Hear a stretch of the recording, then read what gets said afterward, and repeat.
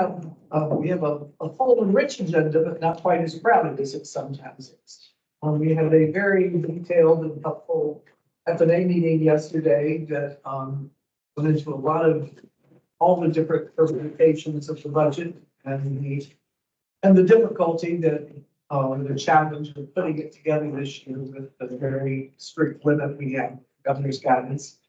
So you will hear about that today and get a summary of that from Commissioner Heyman. And we also today have a very important update that we requested on the Transfer Council and its work, the ever ongoing Transfer Council. That report is going to be very helpful to review and give us all a chance to ask our questions. And we have some other reports, but there's, as you see, we expect to be out shortly after lunch. So we will get started now. Guthrie, will you call the roll, please? Absolutely. Thank you, Madam Chair, Vice Chair, members of the committee. I will now call roll. Sandy Rowe. Here. Greg Heyman. Present. Rukaya Adams. Here. Rachel Here. Lisco. Richard Devlin. Here. Arnell Fajardo. Evelyn Coker. Teresa Martinez. Here. Jen Proctor Andrews. Here.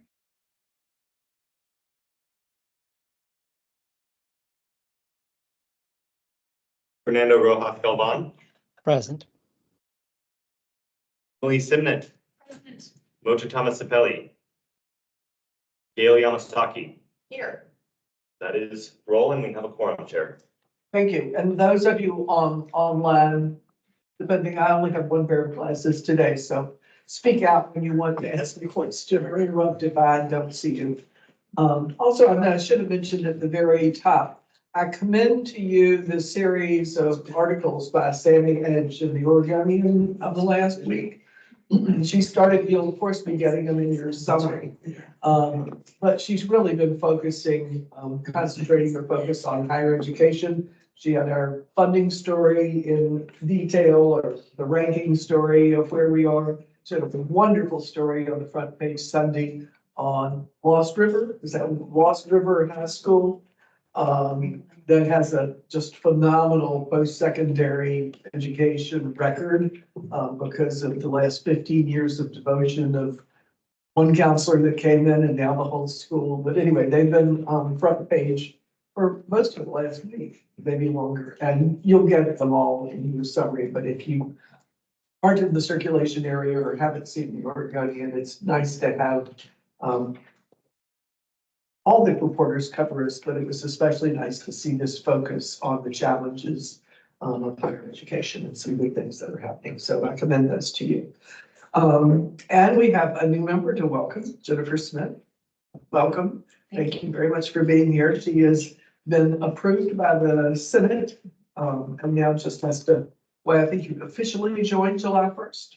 But we're really glad you can be at this meeting. Would you introduce yourself and tell us about yourself? Hi, yes, I'm Jennifer Smith. I'm an employee, 17-year employee of the University of Oregon. I also have a master's degree in public management from the University of Oregon. I have a master's degree from UCLA in transportation planning.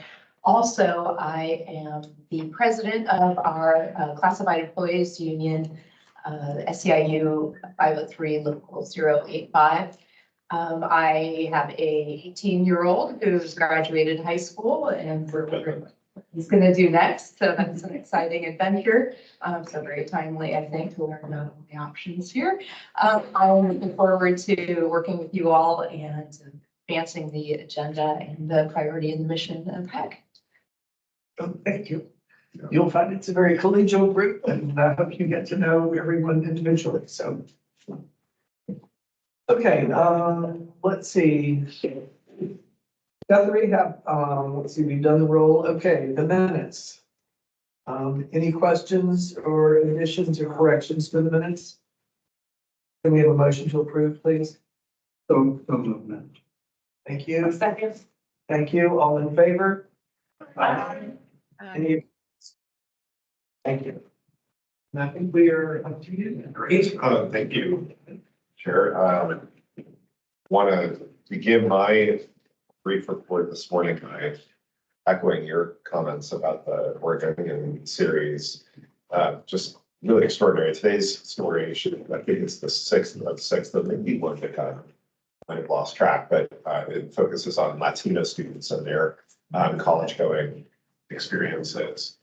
So the focus there in this series of articles that Sandy and I think joined by at least one colleague has produced is on the experience of high school seniors and their transitions to post-secondary or not, and some of the challenges and barriers that they face. And it's framed by the data that we've shared with this commission that shows the series of articles is framed by the data that shows a decade-long overall decline in the rate of high school graduates matriculating at post-secondary institutions within graduating high school.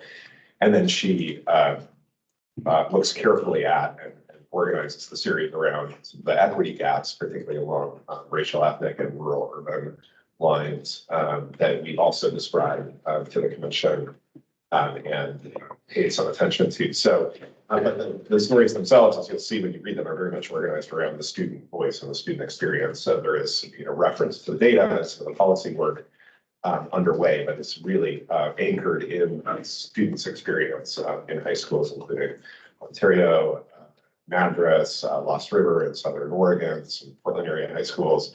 So it's really just quite a remarkable, textured and thoughtful and detailed glimpse into the lives of the students who are navigating these transitions. Speaking of which, I wanted to provide another update on this year's data as it relates to one of the indicators for sort of advanced indicators of the high school to college transition, which of course is FAFSA completion. And as we discussed, and you're well aware, this has been quite a rocky and challenging year for students attempting to complete the new FAFSA due to the really problematic rollout at the federal level and the many months that it's taken to get that system up and working for more, and at this point, most, but not quite all students. We continue to see a narrowing gap. So we track several things. We've tracked the overall number of FAFSAs that have been submitted by Oregonians. So that includes anyone who is potentially interested in attending a college or university next year and lives in Oregon. We get that FAFSA if they submit, including continuing students, including new students. So we track that number. We also track the proportion of high school seniors who have completed FAFSAs. We're seeing on both trajectories a narrowing gap in the year-over-year decline. So when I reported initially on this early this year, I described quite a large gap between this year's numbers and the prior year's numbers from the same point in the cycle. That gap continues to decline, and I'll just there's a lot of data, but I'll only mention that for high school seniors, at this point, as of June 1st, 41.7% of Oregon public high school seniors have completed a FAFSA.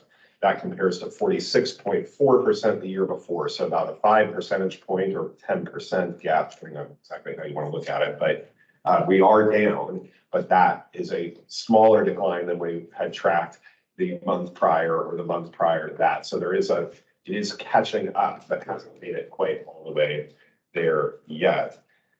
We continue our efforts at HECC to support high schools and support high school students in the FAFSA completion journey. One way we do that is through data. We reported online. We have a report online this week that is accessible to you and anyone else that shows high school by high school and school district by school district and ESD by ESD, their rates year over year. So you see that there are some schools that are actually doing better this year than they were in the past, and others that are down quite a bit more. So that's one tool. And then, of course, through our Aspire mentorship program, through our outreach efforts to high schools, and then as we enter the summer through an OSAC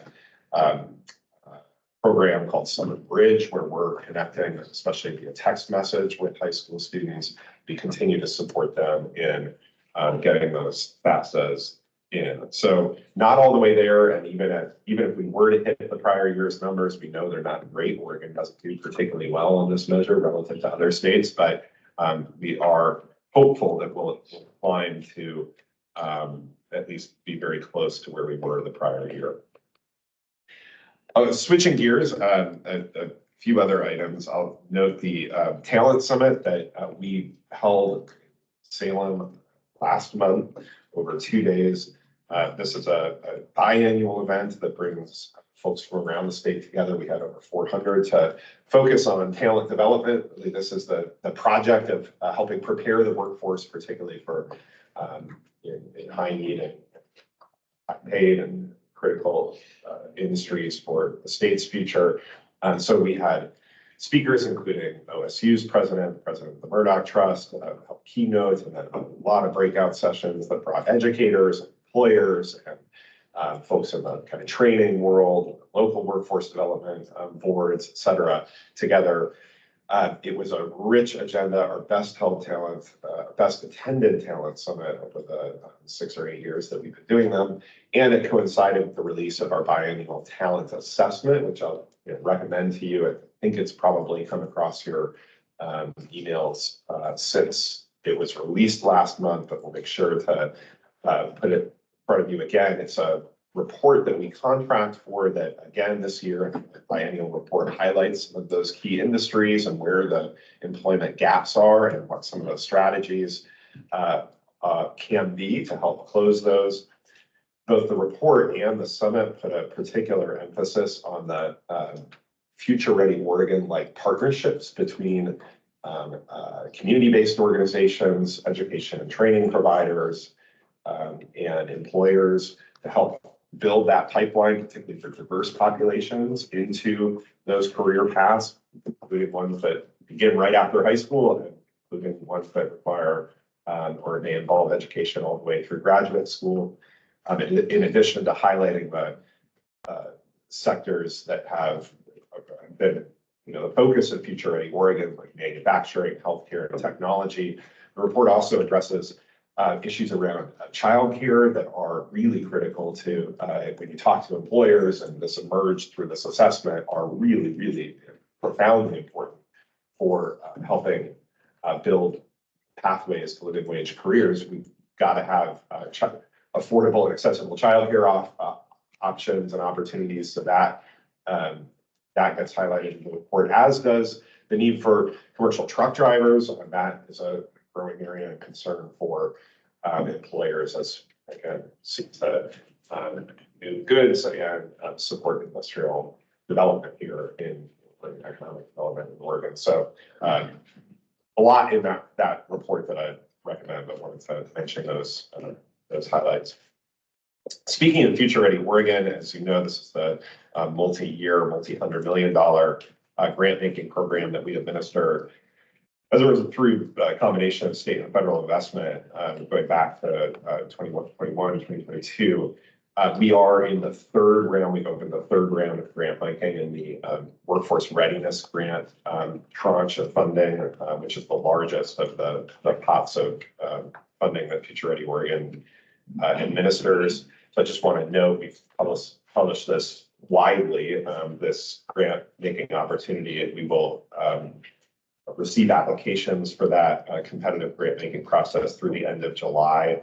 We will commit up to $40 million through this grant making round, again, to partnerships, typically between community-based organizations, employers, education and training providers that can include community colleges, universities, local workforce boards. It's a pretty wide open set of potential grant recipients, but focused on supporting priority populations for career training into those fields, healthcare, manufacturing, technology. So excited to see each of the prior rounds have had a lot of interest, way more applications than we've been able to support through grant making, but we're learning a lot through the process. We provide a lot of technical assistance to the applicants, because for many of them, or for some of them, this may be the first experience that they've had in workforce development. Part of what we're trying to do here is draw new participants into the workforce development arena.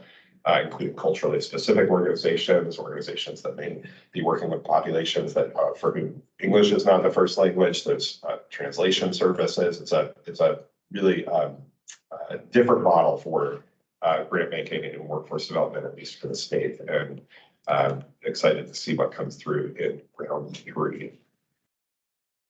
I will note that you at your meeting last month dedicated the majority of your time to strategic planning. It was a great conversation facilitated by the Coragio group with a focus on developing goals and beginning to consider strategies. Your core planning team, which is a mix of commissioners, several commissioners, and then some staff from the HECC, is using the results of your small group activities and the large group conversation to develop for eventual commission consideration, final versions of your vision and mission statement, as well as a proposed set of goals and strategies. That will come with that core planning team is meeting several times over the next 6 or 7 weeks. And we'll bring a report back to you at your August meeting on the progress that it's made. So that team, again, meeting for a couple of hours at a time, and starting in early July and through the end of the month, maybe 3 or 4 sessions with Coragio to really get that work done and hopefully bring to you in August a proposal that you can provide feedback on. And we'll take the next iteration, which includes going back out then to partners and getting their feedback on what we produced by that point. So stay tuned. It's not on our agenda today. That's not as much as I'll say in terms of an update, because we haven't done very much since the last meeting due to primarily the scheduling, but do know that work continues. And want to thank Commissioner Fajardo, Commissioner Simnett, and Commissioner Hayman for taking on that work on behalf of all of us. So they are the commissioners who are going to be meeting even more in the next couple of weeks. So thank you. And then a final thing that I'll mention, you may or may not know that I, for the HECC, along with my counterparts who run the state's other education agencies, ODE, the Teacher Standards and Practices Commission, the Educator Advancement Commission, we meet on a quarterly basis with our state's 9, the education directors of our state's 9 federally recognized tribes in a meeting that is it's a government to government meeting where the sovereign tribal nations, their education directors are in conversation with education leads from the state of Oregon. And I've been participating in these quarterly government to government meetings co-convened by the tribes and the governor's office for almost as long as I can remember, at least going back to 2011. And it's something I've just learned a remarkable amount about the tribes and from the tribes over the years. It's on my mind in part because we held our most recent quarterly meeting on Tuesday in Canyonville, Oregon, which is co-hosted by the Cow Creek tribe. And just the conversation there is very rich. We as education directors for the state are learning a lot about how tribal education programs support tribal students, including through after-school programming, language and culture events, and programs, work directly with and in public schools, work on tribal charter schools and other sort of tribally owned education programs. The tribes are, as you know, the tribes are very deeply involved in supporting their students in accessing higher education. And over the last 4 to 5 years, a major focus of that has been on supporting their students and connecting with the Oregon Tribal Student Grant that this commission administers as a result of the law that we proposed to the legislature with the tribes several years ago and was adopted and funded.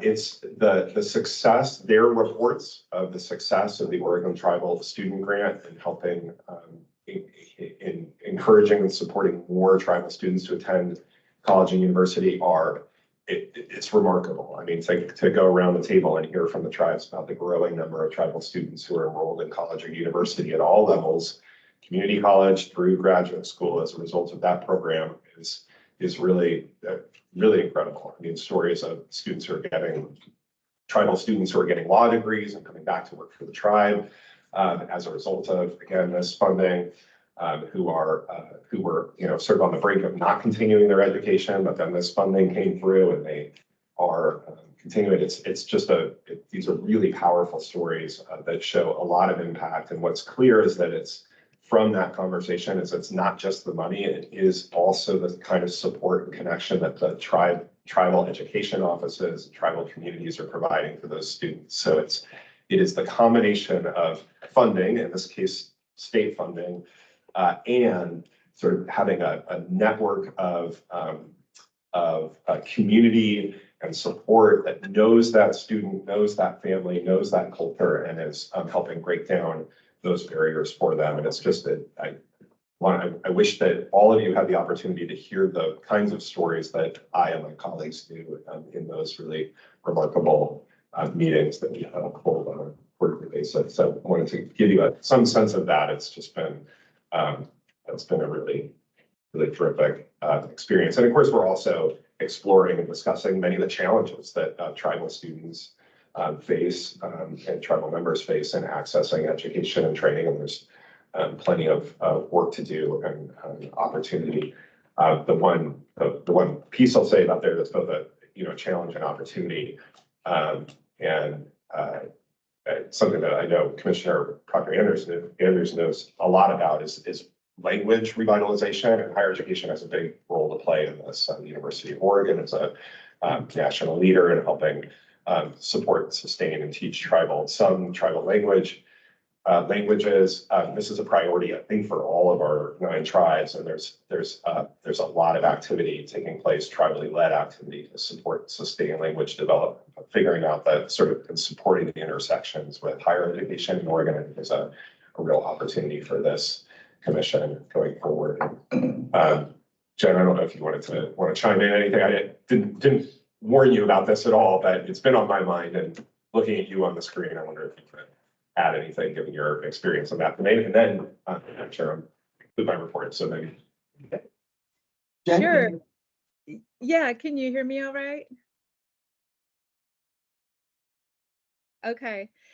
Yeah, I just want to thank you for that commentary, and those G2G meetings with the education cluster have always been so valuable, I know, to the tribe. So it's good to hear the value here from the other side. And what the commission might not know is that Oregon Tribal Student Grant really signaled a strong partnership, because most of the Oregon tribes have their own grant programs for students that come out of their general funds. And so that's money that we can spend on anything that we generate through our self-sufficiency programs and our economic entities. And so we generally prioritize healthcare and education.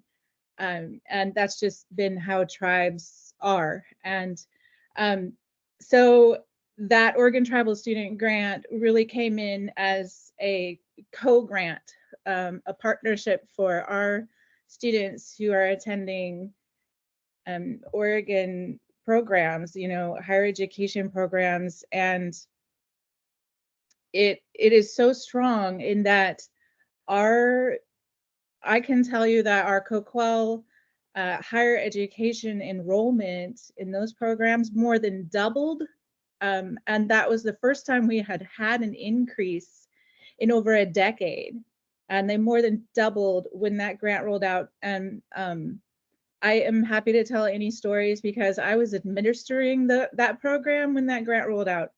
And it was a lot of fun. So also on that language piece, it's a big deal for us to be able to have that for tribes. And I think I can speak for all tribes, because when students are able to complete that language requirement for a bachelor's degree, say, by learning their own language, it not only helps them learn more and identify more with their community, but it really has this ripple effect of really just being healthcare as well, because when our communities are able to connect and our people are able to really tap into that that group identity is really what gets us through in the face of adversity.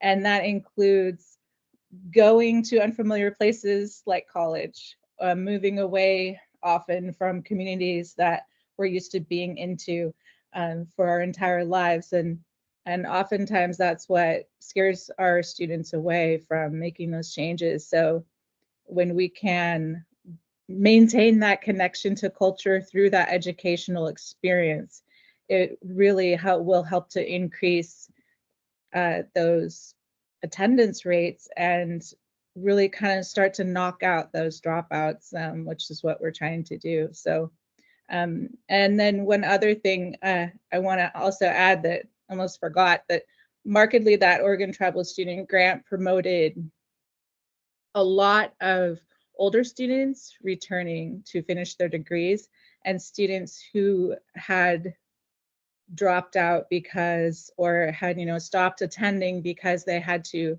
raise children at the time. And so the amount of support was definitely a tipping point for a lot of people. So that the program made a difference, and the work that's being done makes a difference. So thank you for bringing it up. Yes, thank you, Ben.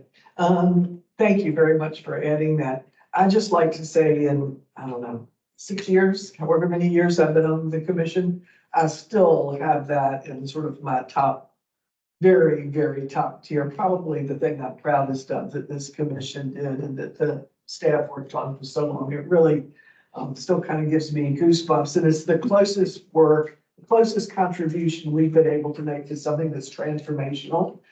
So those of you who weren't here when it was approved, there's more on the website if you want to read more about it, but it really is just a terrific program and a national leader. There are lots of help and other grants in other states and through tribes and in other ways, but this one really is the most comprehensive.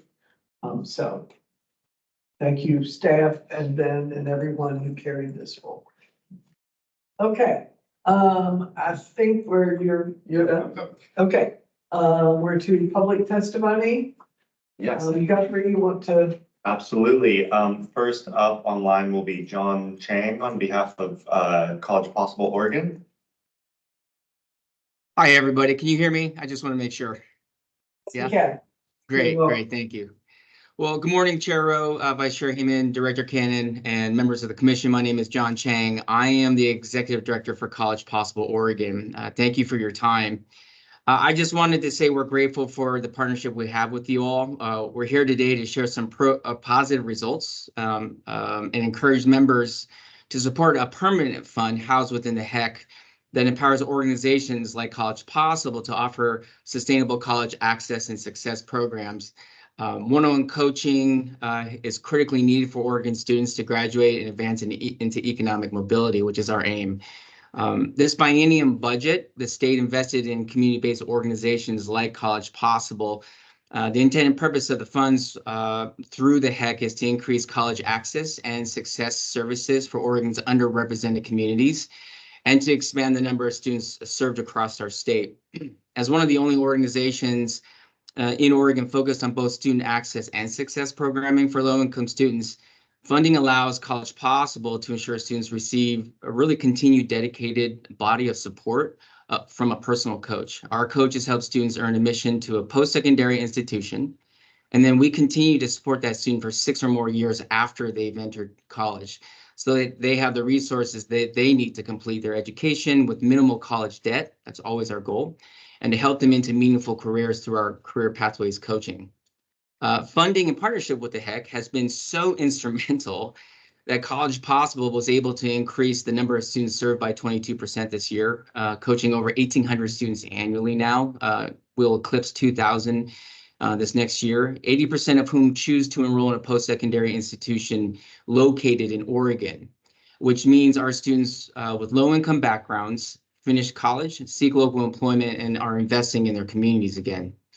Our graduation rate is 2 times the national average for students with similar backgrounds. 100% of them are of the urban and rural students we serve in Oregon are also from low-income backgrounds. 90% are first in their families to go to college. And so right now it's June, and we are obnoxiously loud as they walk across the stage.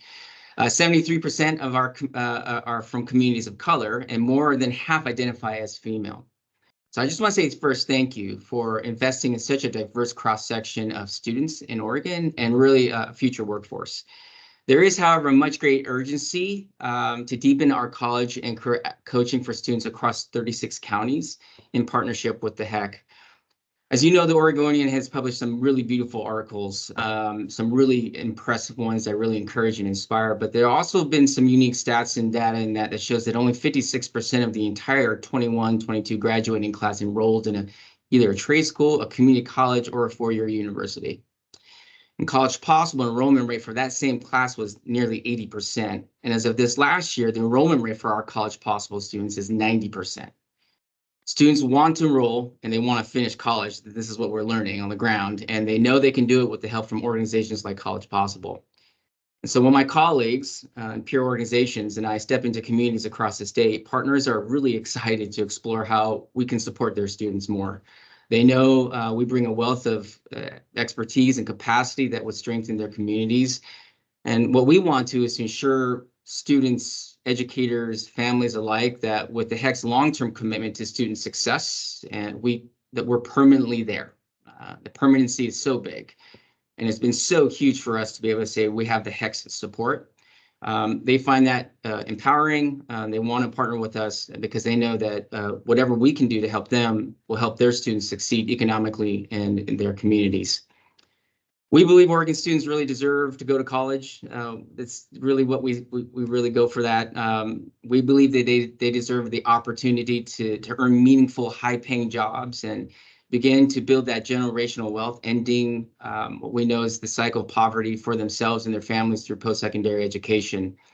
So I'm here today to celebrate and thank you for the great work that we have been doing, but also to ask for your support as members for a permanent fund housed in the HECC for college access and success programs, organizations like College Possible, to ensure that Oregon students receive the vital support they need to transform their futures and their communities. What I'd like to do now is to invite maybe a former student, if she made it. You, Lisa, are you on the? I want to make sure you're here.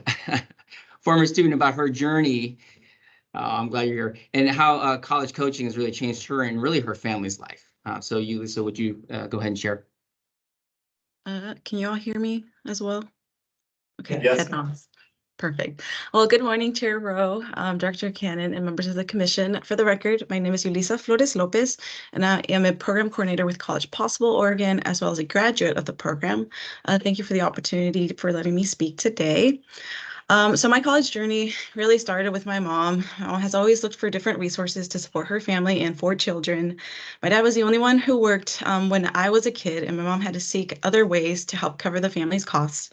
My parents immigrated from Mexico to find better opportunities for themselves and for their future children, and I am proud to have made that a reality. As a kid, I'd walk with my mom and my 3 siblings to the bank every week. She would say, "This is for your savings account. This is for your future. This money is what we're going to use for your college fund."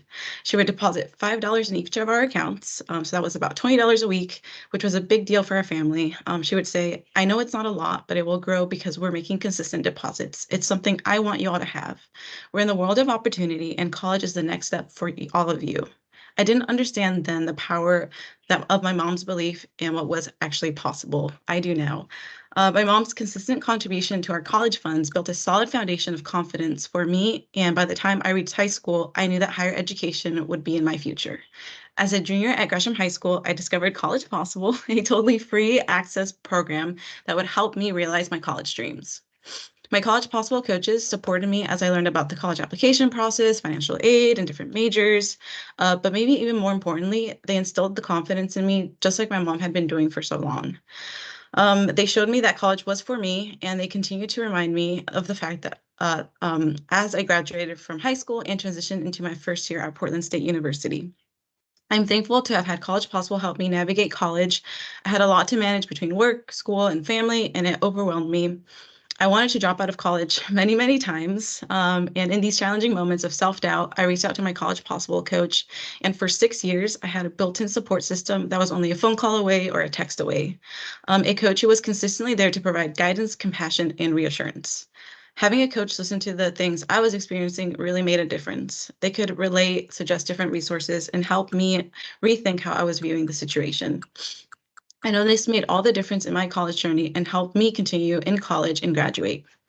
After graduating from Portland State University, I decided to return to College Possible to serve as a coach for college students.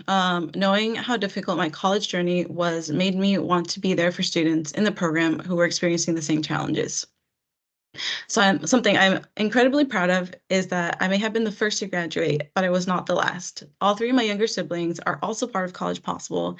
And so far, my sister and I have earned our bachelor's degree, both of us debt-free, and our two little brothers are working on theirs. Now that I've been a College Possible coach and staff member, I've seen how important it was for my mom to plant the idea of college so confidently in me early on. Our students need to feel another person's confidence in their ability to succeed in college so that they can envision it for themselves. Well, it all started with my mom's vision of what was possible for us. My involvement in College Possible has created ripple impacts in my community. I've noticed a bigger shift in my extended family. They definitely noticed when all my siblings and I went to college. I get questions about college from my aunts, my uncles, cousins, and friends. It was completely changed my family's mindset and empowered them to debunk the false idea that college is only for the wealthy. For me, this is proof of the impact of College Possible because of the support and confidence that I received from the program. I can now say I can now share the same support and confidence with others in the community. I'm grateful that College Possible was there for me through every step of the journey, and I'm privileged to be able to continue to work with young people to help them achieve their college dreams. Students are facing more challenges than ever on their journey to college degree, but College Possible coaches are a proven way to help keep students on track to graduate.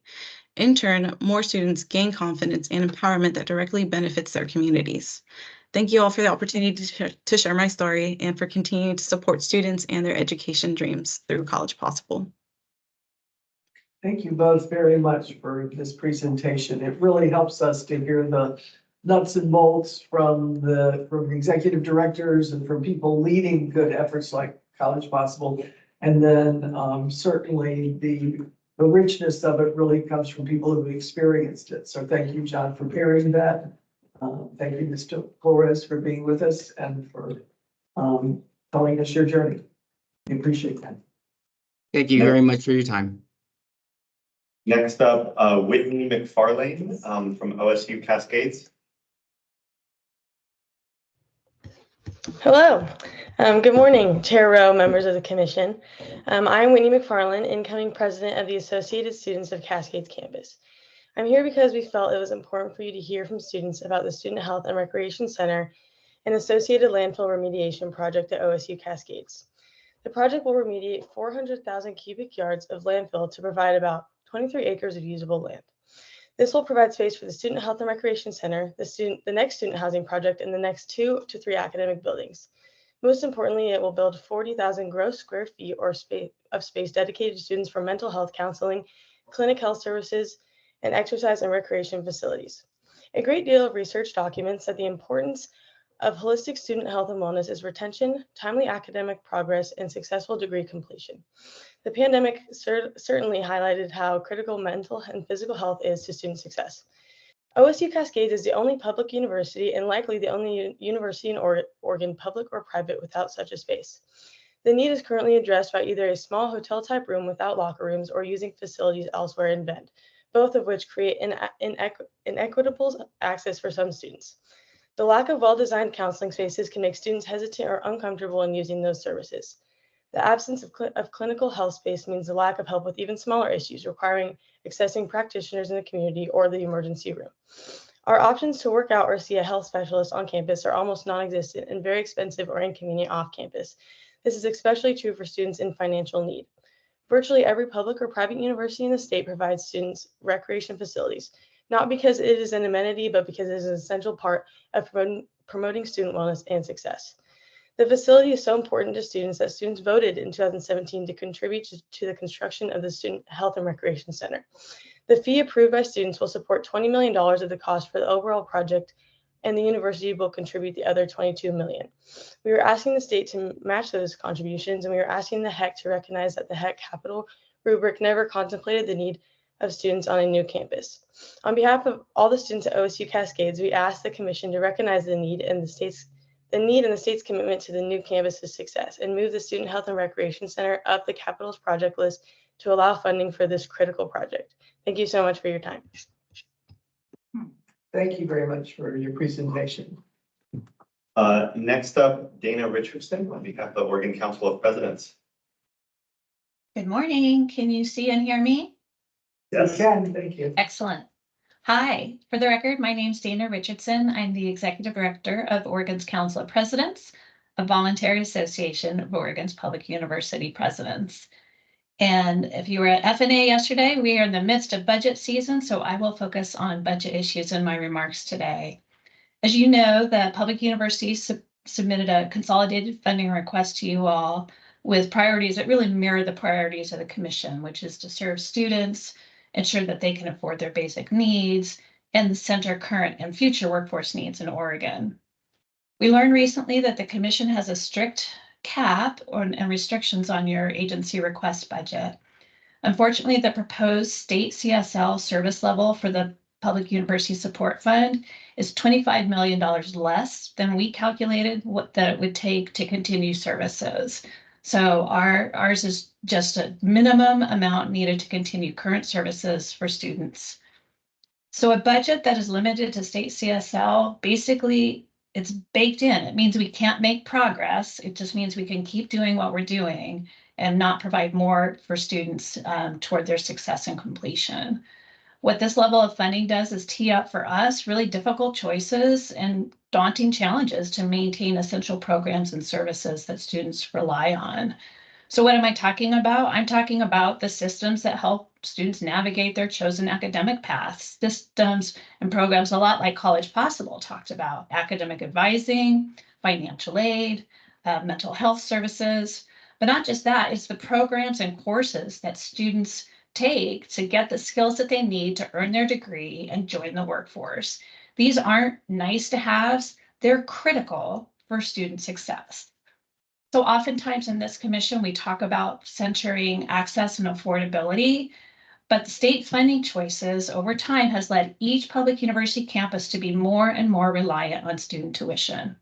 It's really untenable to think that public universities can continue to be ranked 44th in the nation for state funding per student and increase affordability at the same time.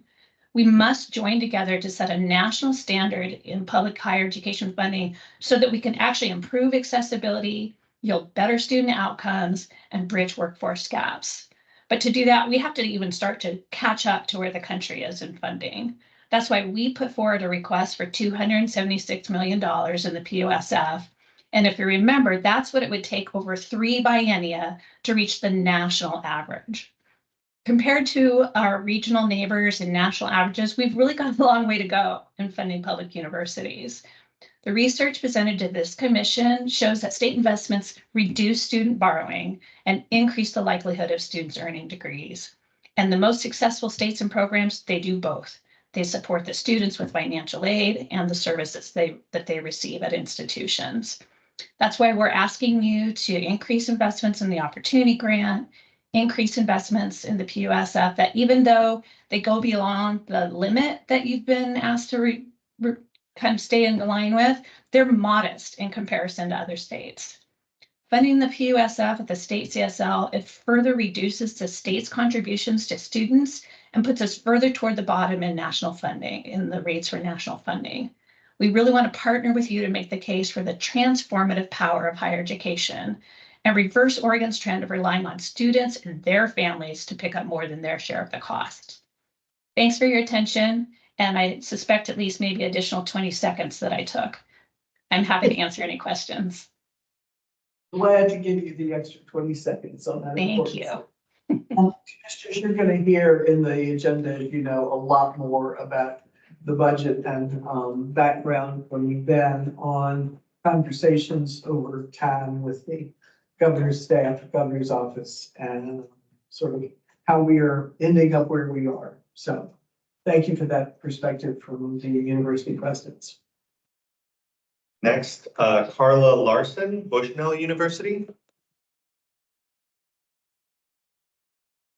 Sorry, I didn't realize that I had to prepare a statement, and I'm here to offer comments later on the agenda. Oh, no worries. Sorry for my misunderstanding. Okay, thank you. Last off then will be John Wyckoff, Oregon Community College Association. Who's here with us. Welcome.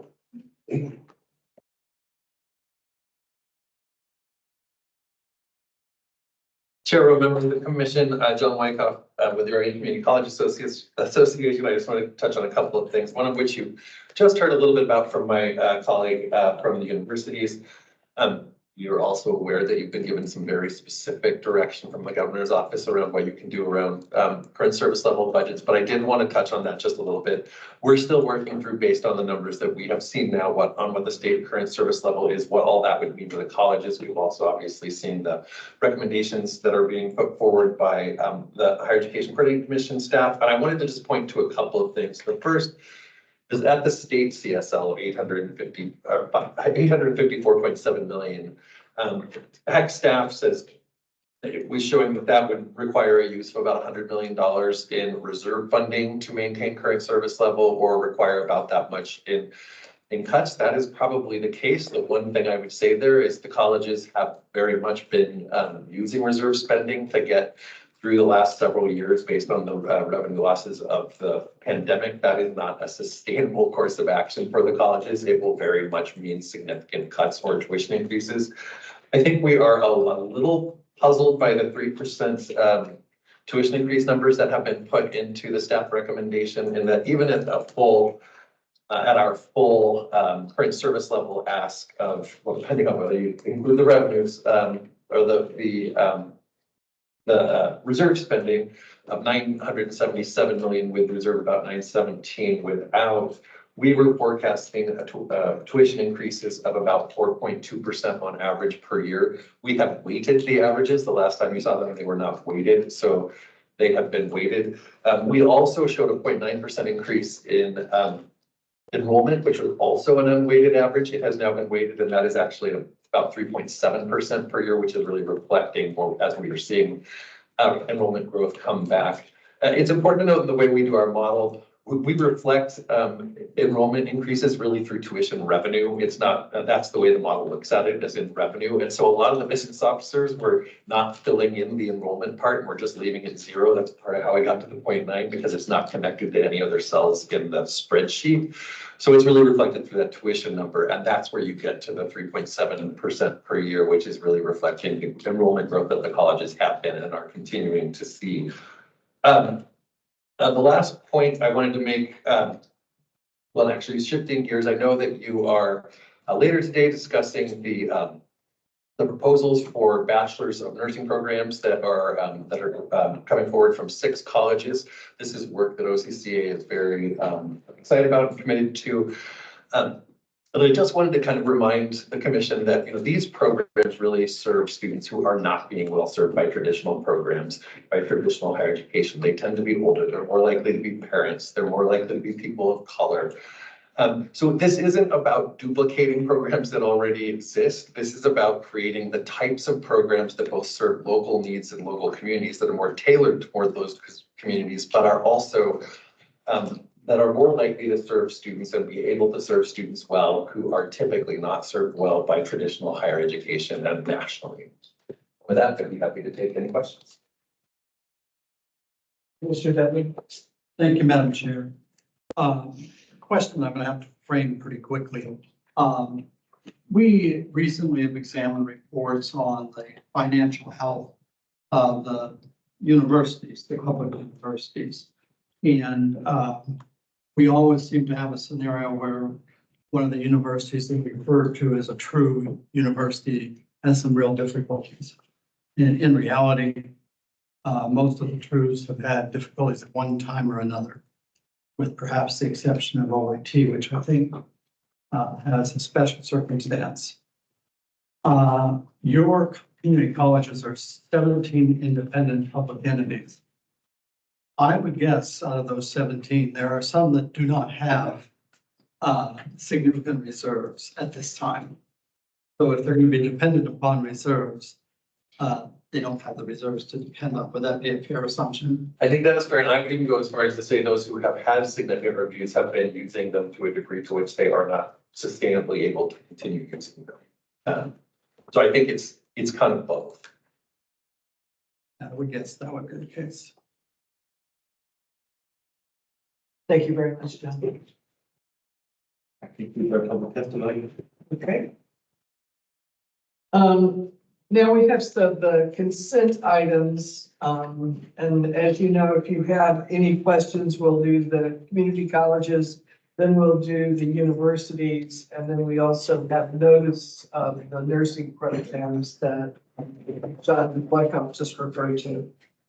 If you have questions about anyone, we need to pull it out of the agenda to discuss it. Otherwise, the staff has done all of the work. You've read the detailed reports and how much work you can see sort of behind the curtain. I have a few questions overall. So I'll start with those, but then if you have questions about it, individual ones, we'll pull it out before we vote. Since we have this fairly large group this time, I was wondering as we reviewed it, as I was going through the materials, if there are any trends or things that staff could tell us in a report in the future about different types of degrees that are being added. Especially, we had seen a lot of the one-year certificates coming. Now we're starting to see a few less than 1 year.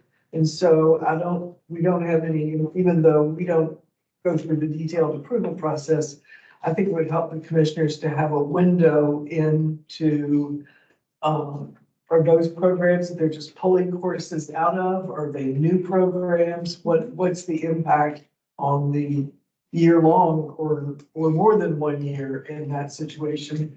And sort of why are they being approved? And does it say anything about the future? So all of that just sort of, it would be nice to have more background on what we're doing. Okay. Okay, since we don't look at the individual ones. The other thing on the nursing and the visits that Commissioner Hayman and I are doing, we're hearing about those at virtually every community college. And of course, there's a huge need nationwide and in Oregon for nurses.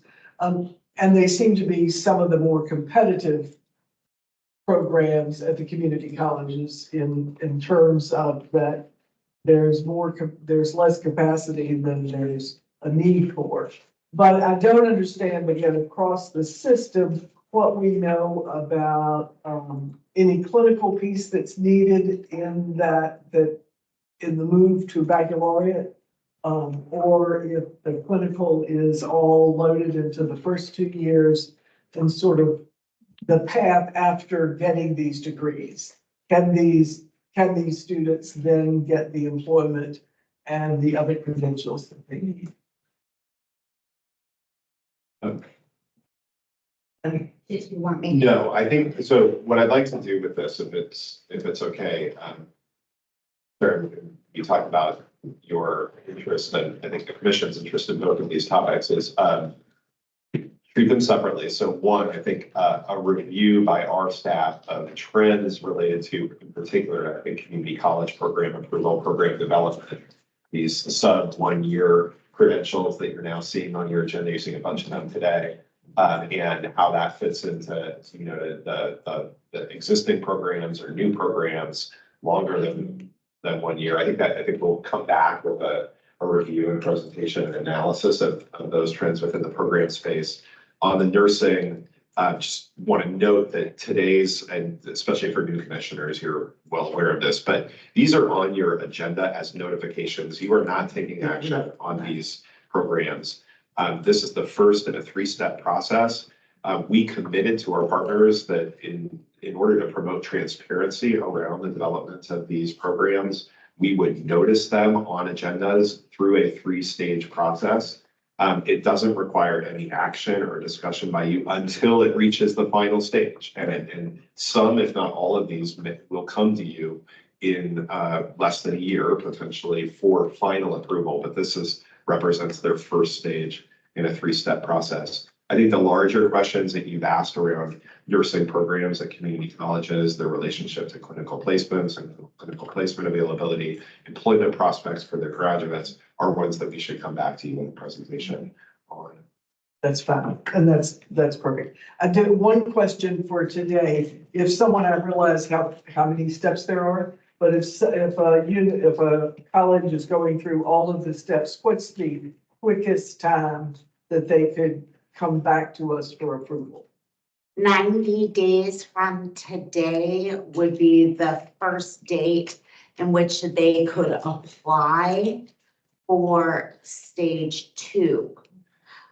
So there's a next stage in which they come back and provide information to us in relationship to the 90-day waiting period, in which they partner with others who may have questions and concerns. So it'll be 90 days before that notification comes. So it'll be several months. That's just for step. That's just That's just for step 2. And then step 3 is an additional. 90 days, right? No, another month. So about 6 months from today, I would say, give or take. That's helpful to know. Yes. So, Sorry. so it would be helpful to me to, and maybe I don't understand this, but I understand some programs have an LPN, they have an associate RN, and now we're looking at a bachelor's RN. So it would be helpful to know the differentiation of outcome and career possibilities with these varying levels of RN programs. Sure. So that would be helpful. Yeah, and with the colleges that are asking for the BSRN, do they have that scaffolding already? And so it just would be helpful for me to wrap my hand. Good. Some of that will come as it goes, as they go through the process. Commissioner Devlin. Back to the nurses and then one other comment. I would guess, given the length of our process, given the fact that the community colleges will have to have resources to actually commit to these programs, the earliest we would be looking at is having a program in effect on the 96th school year. Which probably be, I don't know that we can assume that. 95 would be, well, it depends on the existing program. that Right, we have. and of course, that would be addressed in the individual application. That might vary a lot, and as Ben has said, these are the original notifications, so Right. some could be pulled or not pursued. Right. So that's gonna be. And my understanding of that, 90 days before they can apply for stage 2, and that's when a lot of the material is going to be submitted, a lot of evaluation. Yes, I will just note that these are not the first that have come through the commission process. So we have already gone through this with Jessica. Yeah, Lane at Community College started the Bachelor's of Science Nursing 1 month prior to this batch. Yeah, so.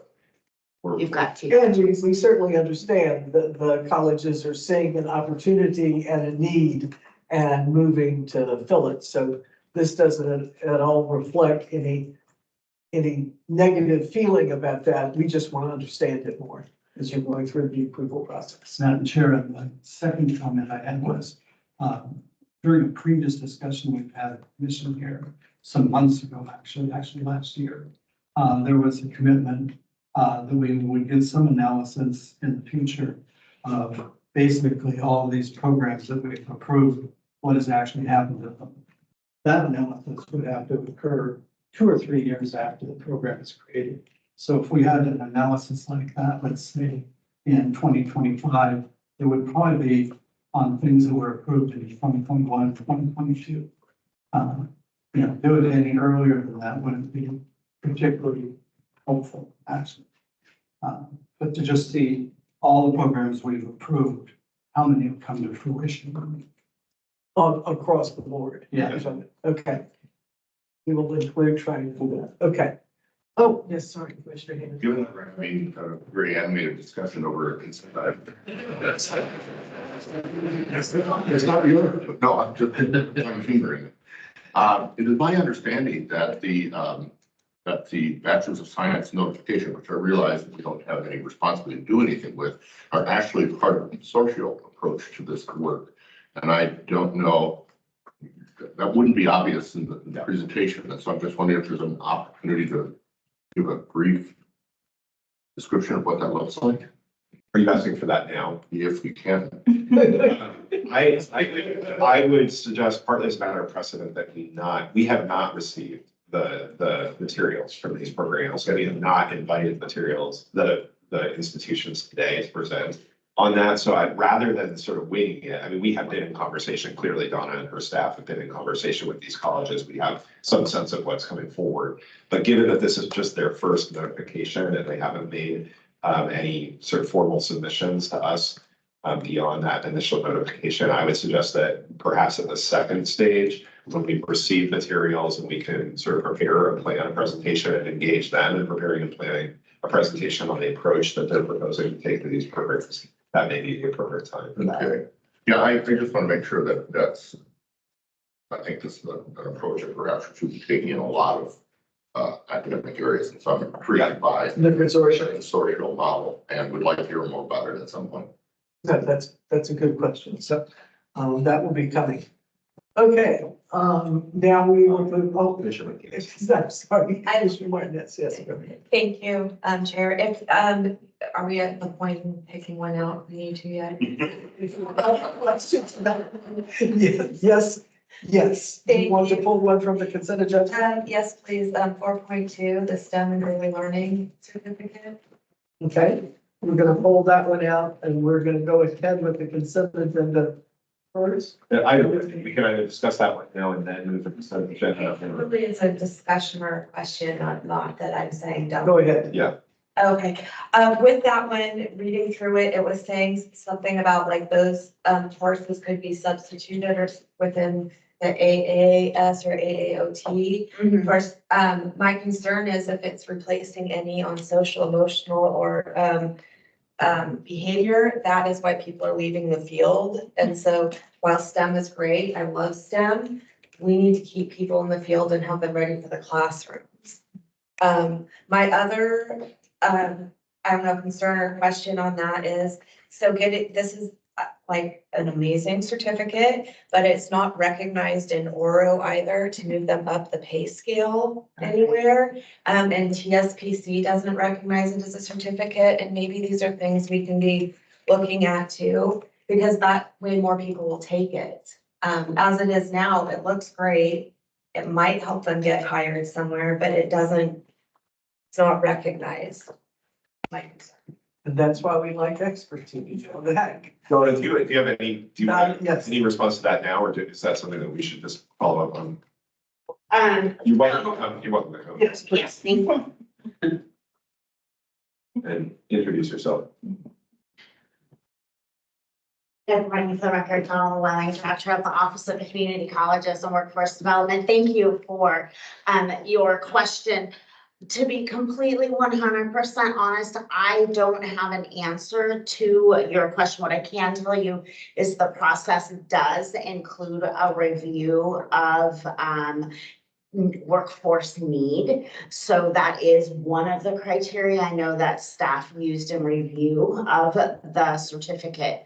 With regards to its relationship with the registry, I am not clear as to whether or not this is something that's preliminary in partnership with the registry and maybe kind of on the beginning edges of getting on the registry, or if something else is going on. So I can follow up and get back to you on that, but I'm not prepared today to give an exact answer.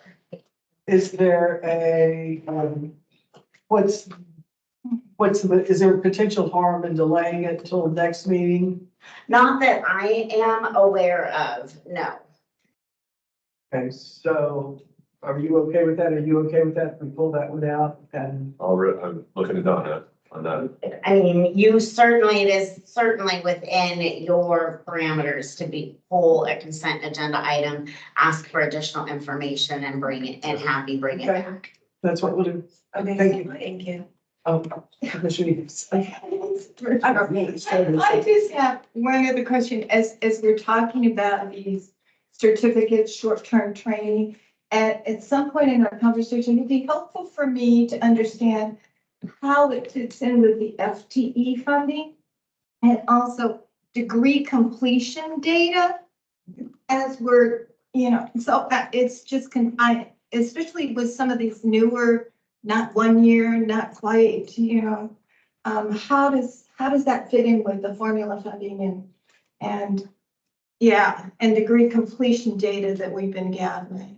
That would be Don, is that a quick answer you can give now, or would you rather wait for? Give a quick answer and be happy to follow up. Each of these are based upon contact hours. Right. Contact hours are what we base our FTE reimbursement formula on. So these would add up. So if you had several of them, you would take them and add them up to 510 contact hours. That would equate to an FTE. And like I said, I'm happy to provide additional information. I just am curious too, in terms of, completion, how we measure completion in some of these. Yeah, these are all these are all part of the completion statistics that Director Cox prepares within her office. But I'd be happy to work with Executive Director Cannon and get more information. Okay. Last question before I move, we can send that. Just to add a little levity since we've spent a lot of time on this. I'm very glad about the proposal for dental hygienists. Since the last time I went to a dentist, the dentist didn't have a dental hygienist on board, so that's a state one. And for a different provider, a much larger provider, the last time she went, she saw a traveling dental hygienist that actually travels to 3 different states, I believe. And that's the level of the shortage. At least that's my anecdotal. Anybody like line, are we okay? Okay, thank you. That's great. Yes, I need a motion. We're pulling out, so it's the first 10 items. We're pulling out the Central Oregon Community College, early learning. But it's the next 10 items for community college. Motion to approve. Motion to approve. Thank you. Second. Thank you. Moved and seconded. All in favor? Aye. Any opposed? Thank you very much. Okay, now on the universities, you see we have 4. Is there a motion, anything need to be pulled out of there? We okay? Is there a motion, please? To approve, thank you, thank you. All in favor? Any opposed? Okay, that passes. Thank you very much, and you see the notifications on the nursing programs, and thank you for the questions and for adding to the discussion. I do think it's helpful for us to know more detail of what goes into your office's good work done, and so thank you. That would be very helpful. It's a worthwhile discussion. Okay, legislative report next. Is Kyle Thomas with us? Here it is. Kyle. You're on mute. Yeah, we can't hear you, Kyle. So I don't know if it's on. It looks like you're not muted. So maybe your device. Guthrie, did you do anything to Kyle? Oh, yes. This is checking. We do have a break right after this item. We could swap them and do a little microphone work, or maybe it looks like Kyle's attempting to rejoin now. Okay, let's see if he's joins. If not, we'll take our break,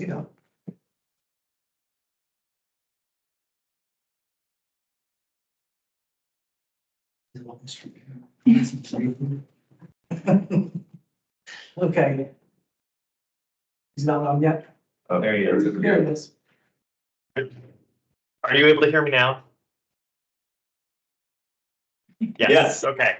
So I'm speaking through my my camera's microphone. So if there's background noise, I apologize. I'll fix it before my next item. And I'll be really brief today. Quite a mundane legislative update this morning. Good morning. My name is Kyle Thomas, Legislative Director and Policy Affairs Director for the Commission.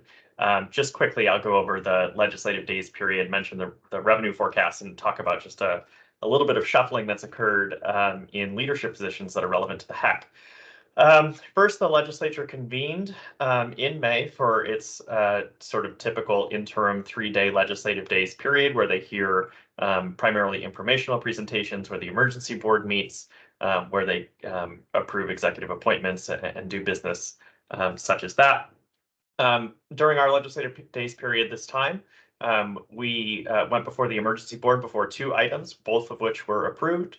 The first was the $18.7 million allocation that we have requested in support of the TRUE and Portland State University sustainability funding.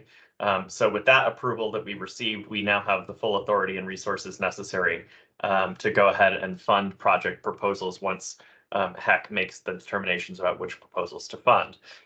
Secondly, we also went before the e-board for a budget item where we have experienced a minor shortfall, and that's the Oregon National Guard Tuition Assistance Program. The legislature provided $150,000 through the emergency board to support fully funding National Guard recipients through the summer term. There does exist the possibility that we will continue to experience some shortfall with that program, and we'll have to evaluate whether to go before the e-board or the legislature at some point in the future in order to fully fund the program for the 24-25 academic year. But the legislature took care of the most immediate issue with the emergency board action last month. We also gave a couple of legislative presentations, both before the Senate Education Committee, one in which we provided an update on the FAFSA completion and state financial aid in general with sort of the preliminary award information that we have relative to students for the next academic year. And we also gave a presentation on transfer, a version of that presentation we will give to you later today. And those presentations were quite well received. Turning to the revenue forecast was released during this legislative days period. Essentially, it showed relatively modest changes, increases to projected revenue that the state may experience over the course of the next biennium. In response to those changes, and as you will hear again later, the governor's office has sort of solidified its guidance to HECC around the 1% agency cap that applies to its agency requested budget, and as well as what items would be inside or outside of that cap. And then the last bit of information I'll share is just there has been some shuffling in positions related to committees and related to leadership that HECC deals with on a regular basis. First, on the House Higher Education Committee, Representative Zach Hudson from the Portland area is now the chair of that committee, replacing Representative John Lively. In the Senate Education Committee, I think some folks are well aware that Senator Dembrow will be retiring and is not seeking re-election this year. And so that position, that chair position of the Senate Education Committee is currently sort of up in the air, and we don't know who will be leading that committee when the long session convenes. And then in the Joint Ways and Means Committee, there have been 2 changes relevant to HECC. In the Education Subcommittee, Representative Ricky Ruiz will replace Representative Susan McLean as the House Chair of the Joint Subcommittee on Education. And on the main committee, Senator Kate Lieber is replacing Senator Elizabeth Steiner, who is stepping down from that leadership post in order to run for statewide office. I will share more with you on legislative concepts when that agenda item rolls around, but that concludes the rest of my update. Thank you. Any questions for Kyle? Yeah, you will hear from him again. Okay, thank you. We will take a 10-minute break now. So we'll come back at 22 after the hour. That clock is slow. Oh, If you're using your, oh, I'm sorry. Okay, no, we'll come back at, yes, we'll come back at 10:25.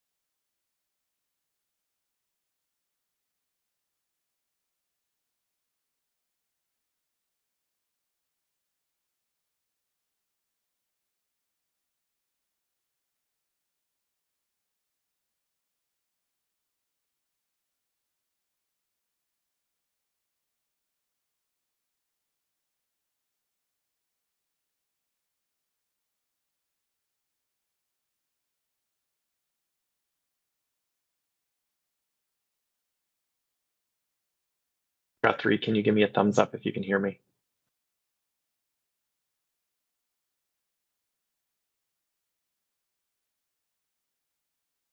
Kyle, I can hear you.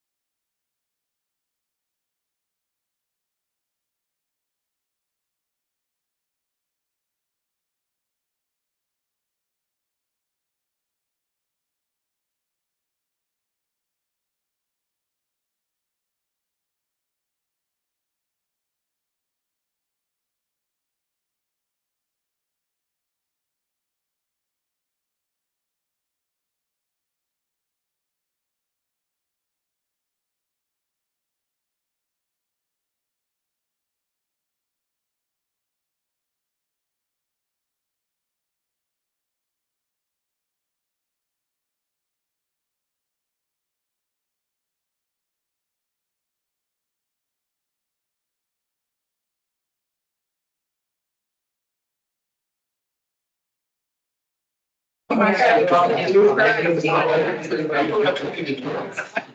them data. They. This is how much. I know. Okay, we can back to back in session. And, our next item is the summary on funding. Would you please? Thank you, That was Chair. good. The Funding and Achievement Subcommittee of the Commission met yesterday. And can provide a hopefully a quick summary, hopefully which anyone else who's part of the subcommittee wants to add or correct, perfectly fine doing so. Just note on the agenda for today, there were 3 attachments that relate to the conversation yesterday. They're items 7.1, 7.1A, and 7.1B. So if you want to look at more detailed information, take a look at those 3 attachments to our agenda for today. So we heard testimony from public universities on capital construction and project and and also an update on the ARB, which I believe stands for Agency Recommended Budget, and focus on the emerging draft. Of course, you're aware, already mentioned that the governor has Governor Kotek and staff, the Department of Administrative Services, is engaged with HECC and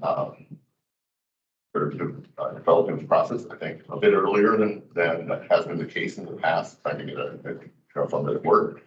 Also, you've heard that the governor has directed the commission to limit their ARB to CSL plus 1%. I mean, that's significantly less than what we have done in terms of our recommended budget in past years. But again, summary of those POPs and budget are on those attachments in the agenda. Also, the indication that a number of our policy option packages have received tentative approval from the governor's office. And if you look at that item 7.1B, you'll note that they are highlighted to indicate that, and they have to do with our IT modernization within HECC itself, which is a project that I think we began 2 years ago and are hopefully coming close to completion of that work, although the update of technology is never complete. So, but at least check something off for a week or so. Also work with early learning professionals and some funding, additional funding for Oregon Opportunity Grant, which obviously leaves a lot of things not included in that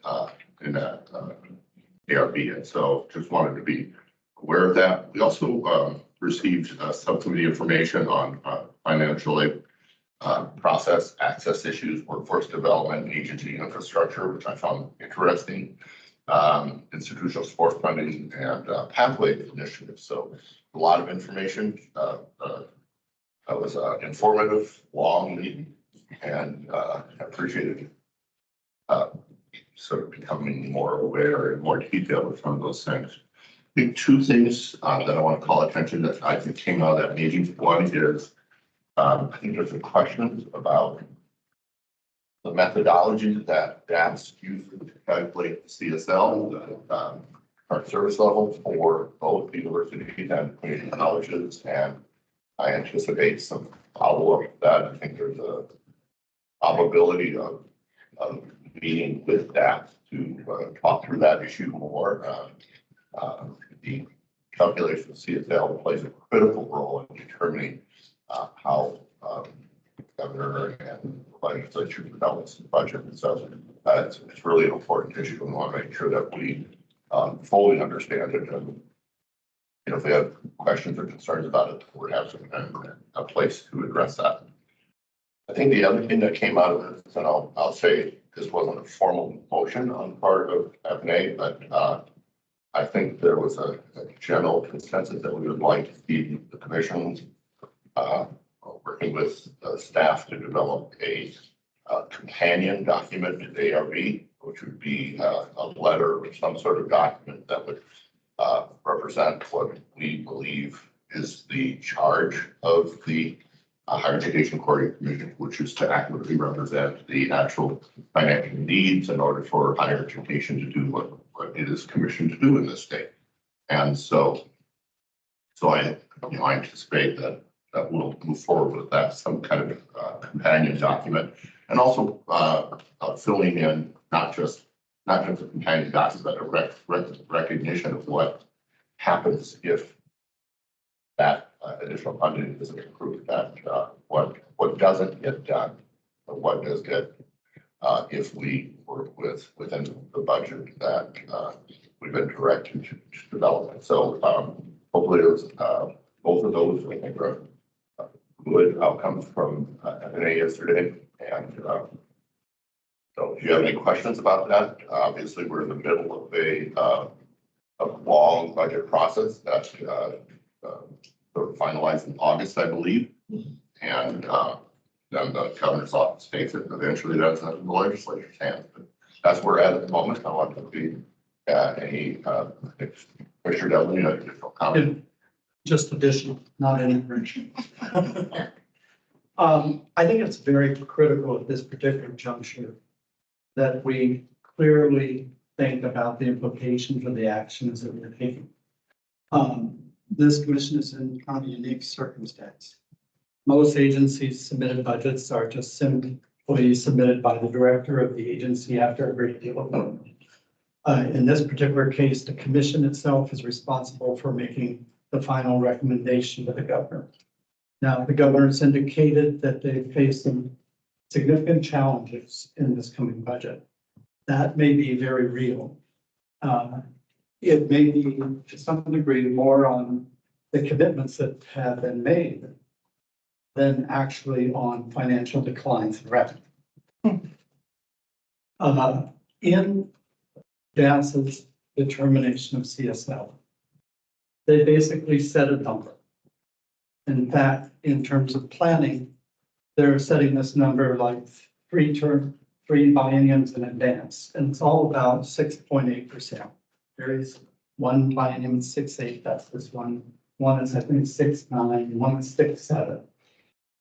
For state employees, for the coming biennium, it's 14.5%. And the biennium after that is optimistic, and it's 9%, and it's optimistic after that, and it's 9%. And the way the state does this is that they set this CSL because somehow university employees and community college employees are vastly different than state employees. And they put that number in, and they don't account for any of the costs that might incur in terms of collective bargaining or any other costs that might incur, classifications or other changes. For state employees, they put usually a significant amount in the emergency report. And from that particular thing, that's distributed to agencies by the emergency board, usually in the second year of the biennium. Sometimes it's extremely significant. This last biennium, the biennium we're currently in, given the one of the real issues they were dealing with is it's hard to set up collective bargaining agreements at previous percentages when inflation has been at times close to double digits. So they set aside approximately $550 million in general fund for state employees. And that's just general fund. That doesn't include everything that's paid with other funds like transportation employees, increases are paid with transportation dollars. A lot of human services costs are paid for with federal dollars. And that was just distributed in the short session. Of course, there was no similar distribution to universities and community colleges, and there's no planned distribution for them or inclusion in future reservation in the emergency. What this represents for us with this ARB if we submit it exactly as the governor wants it, and maybe that's the direction the commission would go, is that the universities are already even at the basic level, which is where they would have received, instead of about, there's a little bit of debate here. She says, I won't go into the debate. There's a little bit of difference between the numbers, but basically ARB is about 60 million more for the public university support fund. And base funding for the university is about 99 million more, roughly. And and that's based on about $271 million of increased tuition and fees. That's even with the slightly higher level of funding. That further exacerbates the affordability. At this lower level, I think we could expect most of the universities to submit requests to us for at least 5%, if not exceeding 5%, which would be obviously a little bit over 10% over biennium. Current range of our tuition, remember that most universities have just increased it for this year by 5%, would be a little bit over 10%. So for our smaller cost universities, might be $1,100+ over that 2-year period increase. And for our higher cost universities, maybe close to $1,700 or $1,800 in increases. That would put us at, we're already at one of the highest levels for public universities, and the lowest levels of public support is going to further exacerbate the difference. So I think if we put the ARB in at where the governor wants it, and I know how people are inclined to do that, and we're responsible to the governor, we're also responsible to the legislature, we're responsible to the people of Oregon, and I think all of us have in our minds some special responsibilities to the students and parents that are trying to get an education for their children. We have to be very clear about what this budget will do. It will further exacerbate affordability. It will mean we have more enrollment issues. It will further set us back in terms of any long-term changes. Even if we get a modest increase, which is pretty good, to be honest, if we can get the 25 million or about 27 million as a pot for for our financial aid, and we get about another 25+ million in terms of the roll up on it. It's a pretty good, but in no way makes up for 270+ million, or perhaps maybe 300+ million in tuition and increases. So I think if we go ahead with this, we've got to be very clear. And I don't want this to be misinterpreted by the legislature that we're somehow saying this is sufficient. Because that would be a real problem if it starts to be referred to as being sufficient. Yeah. Well, I think we have to be very clear about what the implications of this are. And if I could take just a couple of short examples, the program that was just spoken about, the college affordability, we had included that in one of the pops. It's part of the whole program there, which would be a modest amount more than what was appropriate in that area. And it wouldn't be just for college affordability. That's one of the policy option packages that's not approved. Just college possible. Possible. Yeah. I like all these terminologies, but at least I'm using acronyms. And also, we know that there have been a great deal of benefits to our Aspire program. We know that it's overburdened. We know that we have an enrollment issue. And we know an enrollment issue also has implications for the financial well-being of our institutions. Some of them, it seems at times, a drop of 200 or 300 enrollment might put them between being financially viable and not financially viable, at least in the long term. So both of those areas are not in the approved portion of the POPs. And in fact, going back to the college possible, many times we have things like this that just go from biennium to biennium. where they're approved as literally like appropriations at the end of the process, they never roll up in the CSL. And so basically our support for them goes away unless the legislature actually approves some support. And we probably will still receive more requests for Aspire and have to depend on the sources we have to deliver the services. I just want to make it very clear that if we went along the lines of what the governor is requesting, and I understand why people might want to do that we need to clearly explain what the implications of that are. And maybe not just in a side letter to her, but actually in the document forwarding the budget. We will do it as best we can, but we absolutely have the commitment to have, whether it's a side letter or how it's presented, we don't know yet, but we will have that before the next meeting when the final budget is presented. Ben, do you want to give any background on sort of how we got here with the governor's office? And Yeah, I'll just recap, just similar to what I said yesterday, as it relates to the process.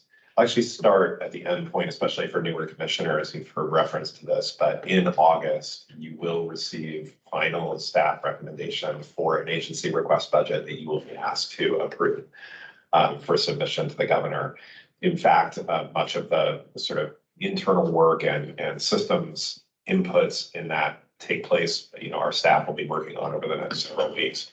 But in August, you'll get the opportunity to have the final review and approval. We have been working, staff have been working with the governor's office for the last several months on this process. And as I noted yesterday, it represents, and as Vice Chair Hammond indicated, it represents a closer and earlier working relationship between the governor, her staff, and agencies than is typical. Historically, we've had very little guidance or direction from the governor in the preparation of the agency request budget. And as a result, this commission has requested a very ambitious budget aligned with its strategic plan and goals for higher education, and requesting hundreds of millions, if not billions of dollars of new investment in higher education and training.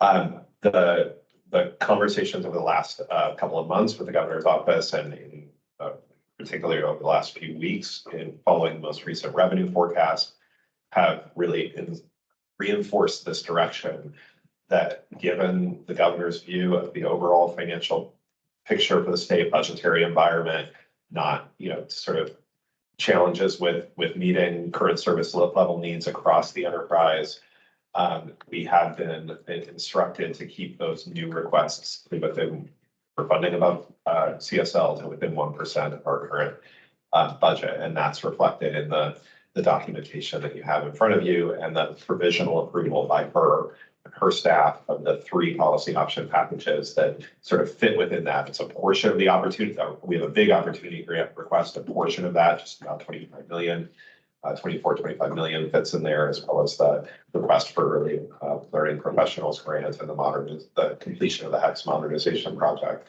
So those have been in effect green lighted, but the governor's staff has also indicated her openness to hearing feedback from the commission on those 3 priorities, whether something else ought to sit within the that 31 million or 1% cap. And she is also, her staff understands that this commission likely has some perspective to share on the effect of that 1% cap, no matter how you allocate it.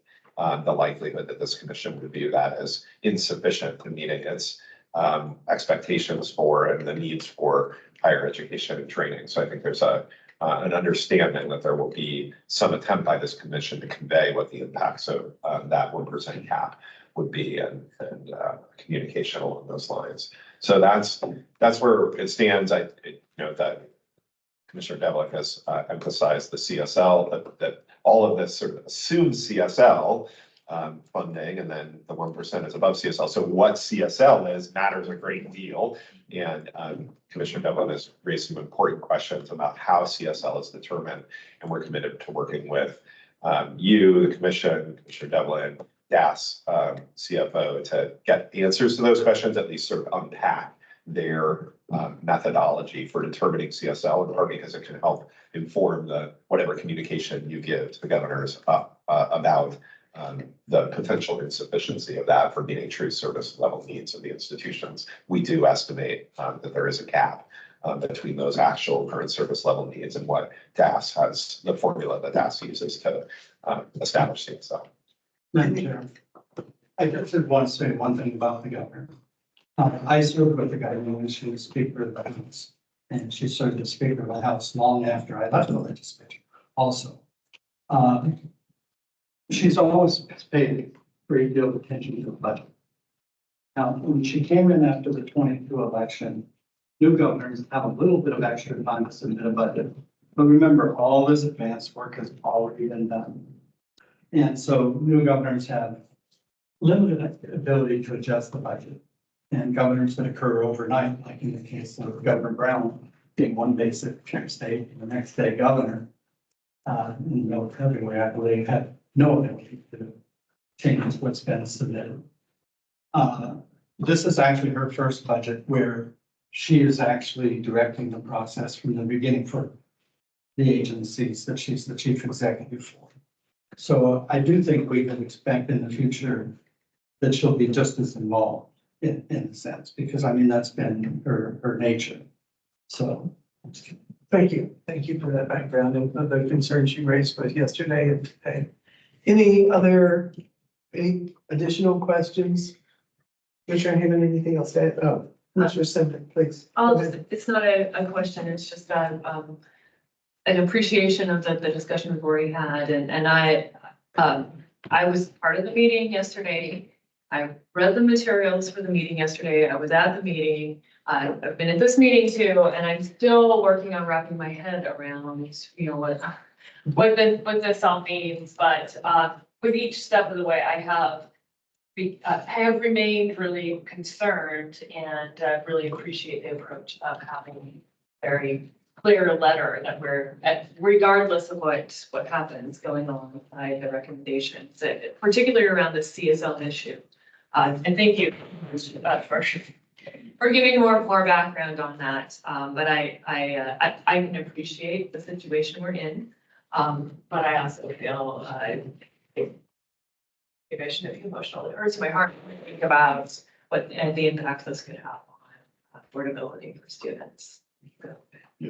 Yes, and then also, while we're going to write to the governor about impact and other things, in other years when tuition has been greatly under stress, there is sometimes the assumption that the only thing to do is move on students and parents.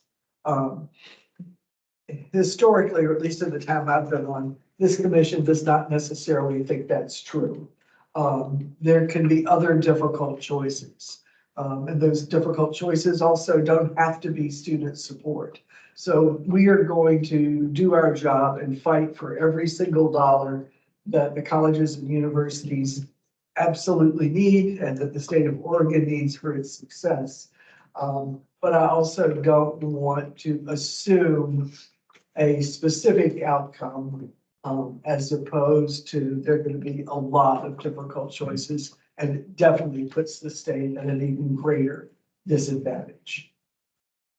Commissioner Martinez. Thank you, Sharon. Can I just make another comment on that? I'm also appreciative of this. And coming from a rural and remote area in our region, Eastern, I believe is even one of the lowest for tuition and student. And I can tell you that we also have a very low percentage of graduates going on to college anyway, much lower than the rest of the state. And a lot of them are going to Idaho universities because it is cheaper than our own university right there, which is the cheapest one in Oregon. We lose a lot of our students in Eastern Oregon to Idaho universities. Don't tell them that the entire Cal State system up there, resident is much cheaper than anything we have. Exactly. Yeah. No, that's true. I visited Eastern Oregon just a couple of weeks ago, and a great deal of the enrollment decline there is because of students choosing to go out and largely because of price. Anything else? Thank you very much for the report, for all the work, and a special thanks. I said it yesterday, but I'll say it again to staff. This is not that any budget is fun to work on, but this one's particularly difficult. and staff has already put in a great deal of work and obviously a great deal more to come. Yeah, thanks. And that's a nice segue, Madam Chair, if you're ready, to the next item, which Yes. really is a continuation of this conversation with a little bit more detailed information about the policy option packages that are under consideration by the commission, as well as associated legislative concepts, which may become bills. That's the distinction between the two: funding requests and bills often interleave. So Tom Reel and Kyle Thomas online will orient you, particularly for those who are not at the subcommittee meeting yesterday, to the option in the party. Thank you. That's in your packet. That's the color coded. Please go ahead and come. Kyle, are you back? Is Kyle here? Is he silent? He's coming. Okay. He'll be behind me. Okay, Chair, Commissioners, I'm Tom Reel, Director of Operations for HECC. In docket item 7.1, you have received an agency request budget overview, which briefly details the agency budget process and the commission's role in that process. A budget spreadsheet, which has preliminary dollar amounts of our agency request budget and our current agency request budget, and a color coded spreadsheet of our policy option package. It is this last that I'd like to focus on. Policy option packages, or POPs, are how an agency requests funds to start up a program or expand an existing program beyond its current service level. The spreadsheet lists all of the agency POPs we considered and is color-coded green, yellow, and red to indicate where these ideas stand after collaboration with the Department of Admin Services, the governor's office, and in consideration of the expected available revenues for next biennium. The green, we are currently planning to recommend in our agency requested budget as is. They are an IT modernization project POP, which will bring to full functionality the new software system we are developing this biennium to replace 3 legacy IT systems that are on their last legs. These 3 systems include the financial aid management system, which handles all of our financial aid, scholarships, and grants. The eligible training provider list, which is a federally required list listing trainers that are eligible to provide training throughout federally funded training throughout the state. And the last portion is for our academic policy and authorization office for private career schools and public institutions getting degree authorization. So they can be online and not go through paper processes that we are using now. Another POP is an early learning professionals grant program to fund $5 million in grants to those studying early learning education, mental or behavioral health care. Another green POP is an expansion of the Oregon Teacher Scholar Program, which promotes the diverse educator workforce. The yellow policy option packages currently planned to be recommended as partially funded are a continuation of the Oregon's Future Ready initiative, which seeks to address critical workforce shortages and strategic opportunities in Oregon. There is an other fund side of this, $62.5 million, which is an extension of ARPA funds from last biennium or current biennium. And there is a general fund portion that is to be determined at this point. There's still some question how much. Our request right now is it stands at 75 million, but obviously this is above the limitations we have. There is also funding to maintain and expand the Oregon Opportunity Grant. So we may award the maximum award to the highest need, lowest income students to cover the cost of tuition and attendance, and also increase access to need-based middle income students. The red are POPs that HECC is not planning to recommend in our agency requested budget. Of significance here are several POPs that HECC staff feel are important. But with the expected revenue forecast, there is not a way to include them within our limitations. Some of these are a POP to support public institutions above the calculated current service level, as Commissioner Devlin mentioned. Another is for funds to continue work on the transfer report in 25-27. As a final note, capital projects which are all other funded in bonds are all going to be included as they normally are. We will put them in a ranked priority based on criteria we have set from our financial capital office.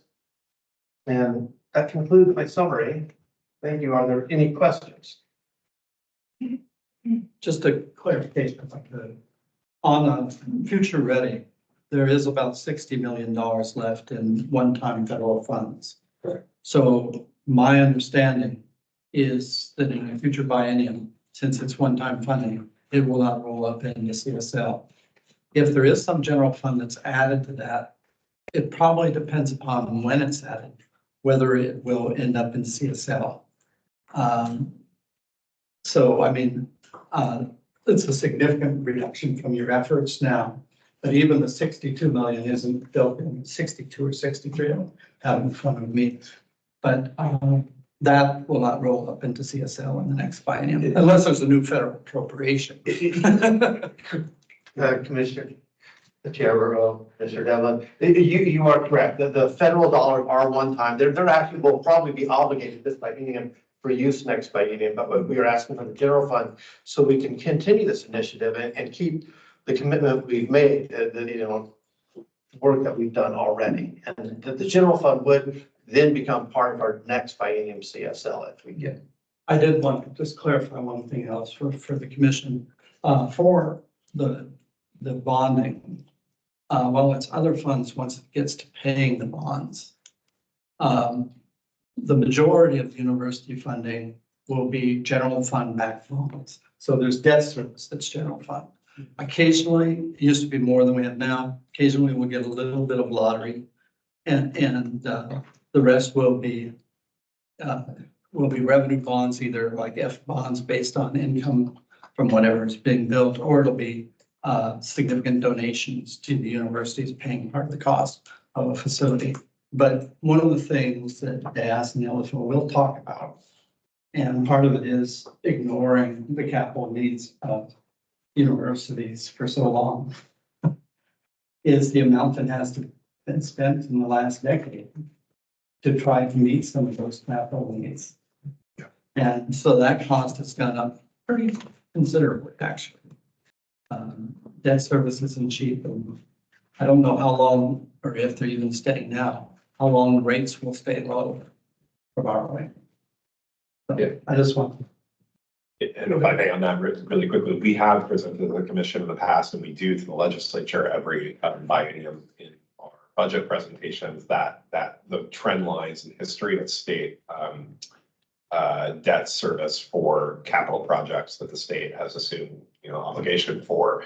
And it is, to Commissioner Devlin's point, that is a growing portion of the state investment, ongoing investment, general fund investment in our colleges and universities is the debt service associated with capital projects that have really, really grown in terms of state funding over the last 10 or 12 years. So it's an important point, and we can, folks are interested, let me know. We have slides on that show that that debt service as a portion of the total state investment. It's not something we talk about here very much, but it's actually big and growing part of the HECC budget.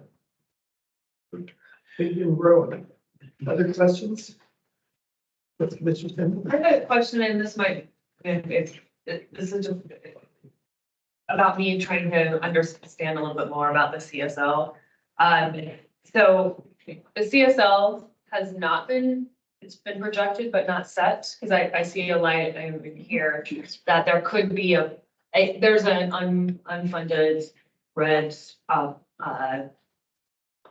for the CSLs for the public universities and the community colleges. So at what point is the CSL like a real thing and not just this theoretical number? Commissioner, that is a great question.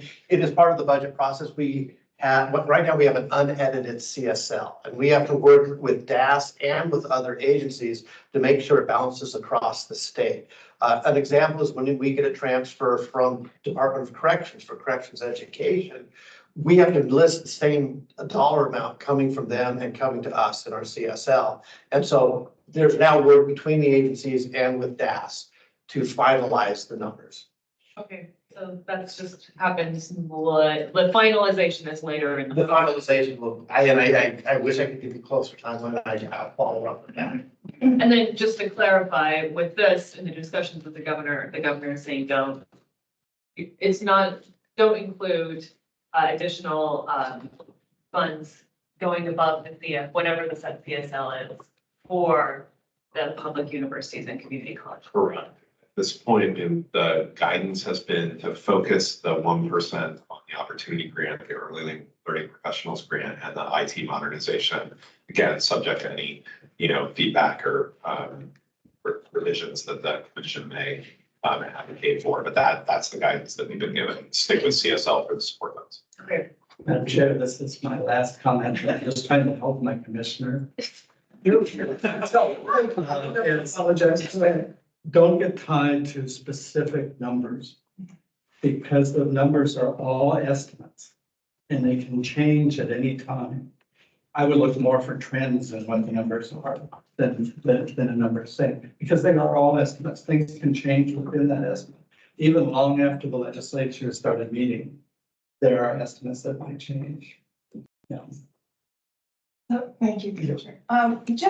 Just one observation. Would it be fair to kind of summarize that those that are not included in the top really seem to me personnel intensive in terms of current personnel or projected personnel? Is that an accurate read on those that are not included in the pots in the red?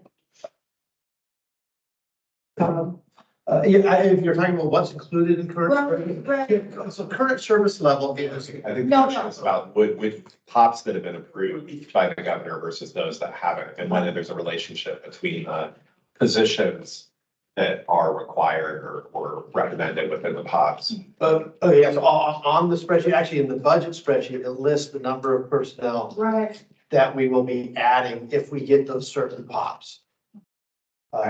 And I think, one of the governor's principles for budget development and in her work during the 2023 session has been she's been very disciplined about starting new programs and agencies. So there's been a strong focus on doing our existing work better and then focusing new investments on the priorities that she has established around housing, behavioral health, and early childhood. And so I think it is possible to sort of perhaps read that into this approach. Her support for the continuation and completion of the IT modernization project, I think, is highly consistent with her view of do your existing work well. And if that requires new resources in order to complete that IT project, by all means, do it.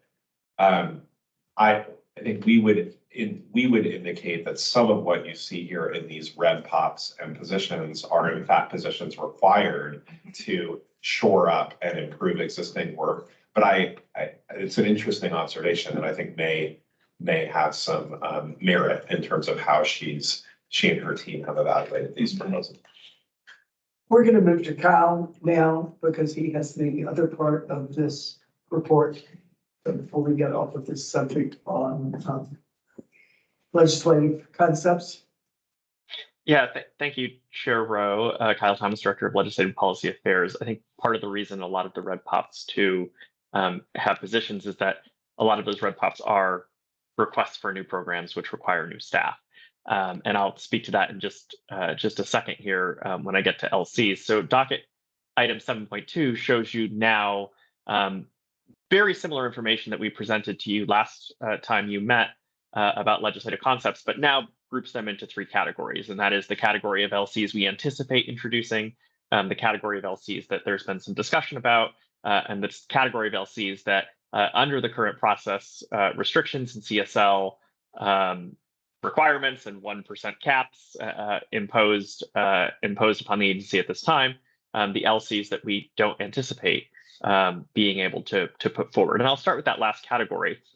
And it's LCs that really primarily represent either new programmatic work or programmatic work that was not previously in the CSL budget. So workforce and education pathways for justice-involved adults. This is a legislative concept that was to put Oregon workforce centers and additional higher education programming in Oregon correctional facilities around the state.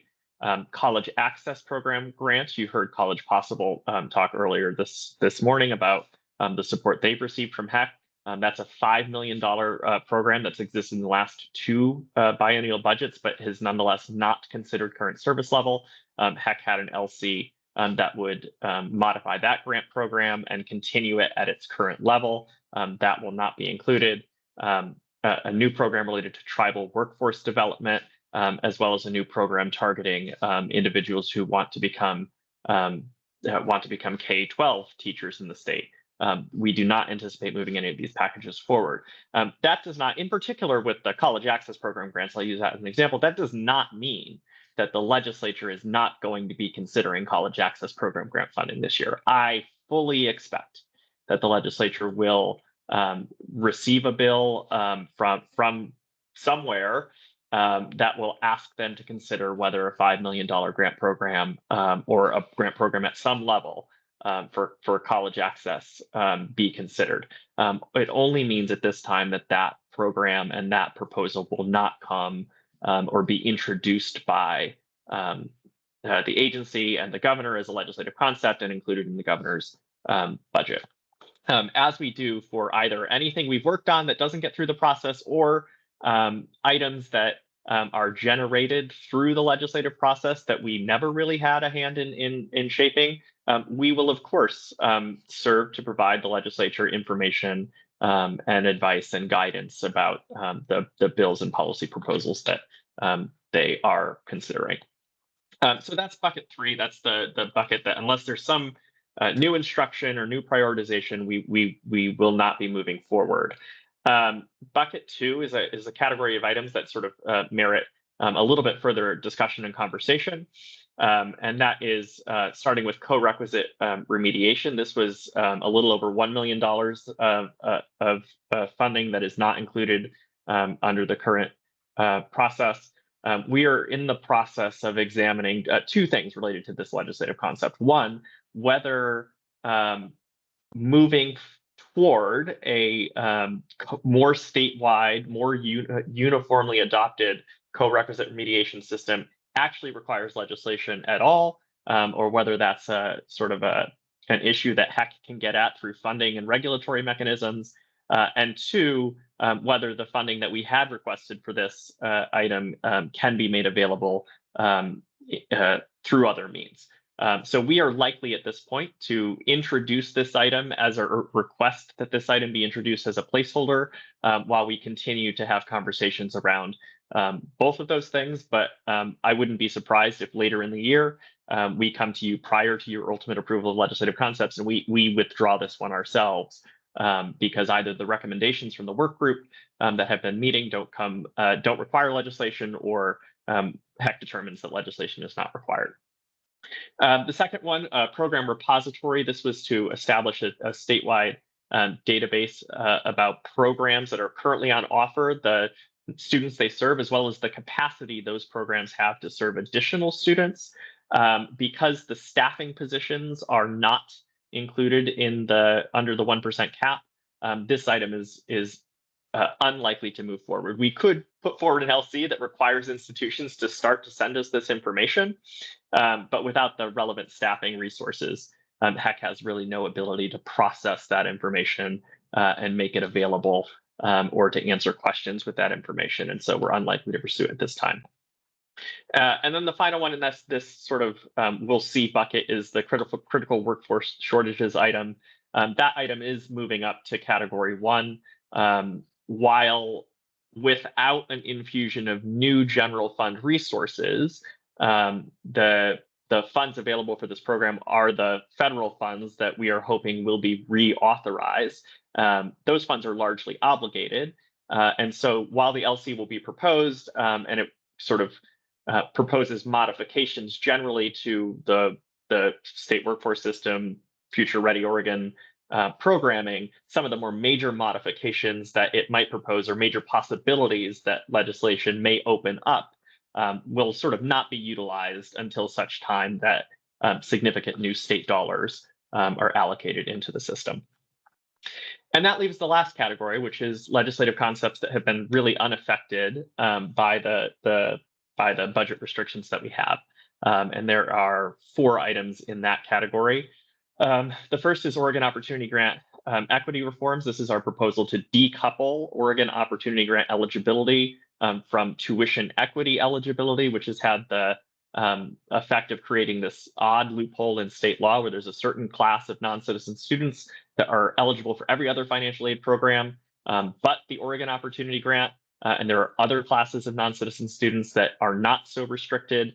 This is an issue that has just come up over time with the sort of progressive amendment to eligibility criteria for various programs over time. We're going in and fixing what we think is really an unintended side effect of those sort of incremental amendments. The second package is minor and technical revisions. This is a sort of catch-all bill that we run every 2 years. That includes very, very minor provisions that don't necessitate their own legislation, have no real policy impacts, but we run nonetheless just to ensure that the statutes continue to get kind of cleaned up and sort of developing agency practices and organizational changes are appropriately recognized in statute.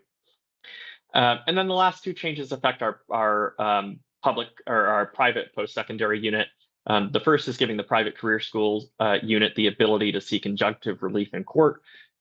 While it is prohibited that entities or individuals operate schools without appropriate licensure from HECC, sometimes that happens. And while HECC has the ability to issue cease and desist notices or pursue civil penalties, there isn't actually a lot that HECC can do if those remedies are ignored. And so this kind of closes that gap and allows HECC to go seek injunctions in a relevant court of law in order to seek compliance from the non-compliant entity or individual. And then the last is a sort of technical item related to fee setting authority that would move the Office of Degree Authorizations. This is the unit in HECC that oversees private degree, non-exempt degree granting entities. This would give us more flexibility over their fee schedule over time by moving those fees from statute to rule. So as I mentioned before, I think it's worth reiterating, this does not in any way mean that this is sort of the limit on what HECC will either pursue or be involved with over the course of the next long legislative session. We will probably be just as busy as we always are discussing innovative ideas and new concepts and proposals for new programs in higher education. Fewer of them, however, under these budget restrictions will originate from HECC. And I'm happy to answer questions. Questions for Kyle? Very helpful explanation and brings a little relief on one front. Any other questions? Okay, Tom and Kyle, thank you both very much. Very, very helpful.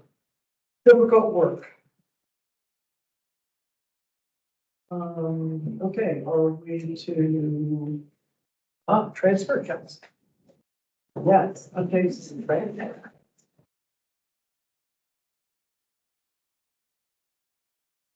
Donna. Lucky Donna gets us twice today. How does this bring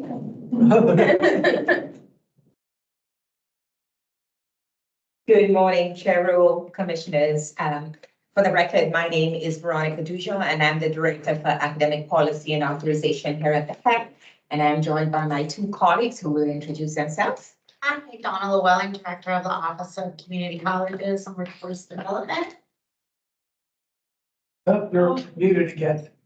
I'm really good at this today. Kyle Thomas, Director of Legislative and Policy Affairs for HECC. And Kyle, I believe you're leading us off with the presentation. Yeah, Guthrie, do we have the slide presentation we can put up, or is that my responsibility? Put up real quick, Kyle. Give me a moment.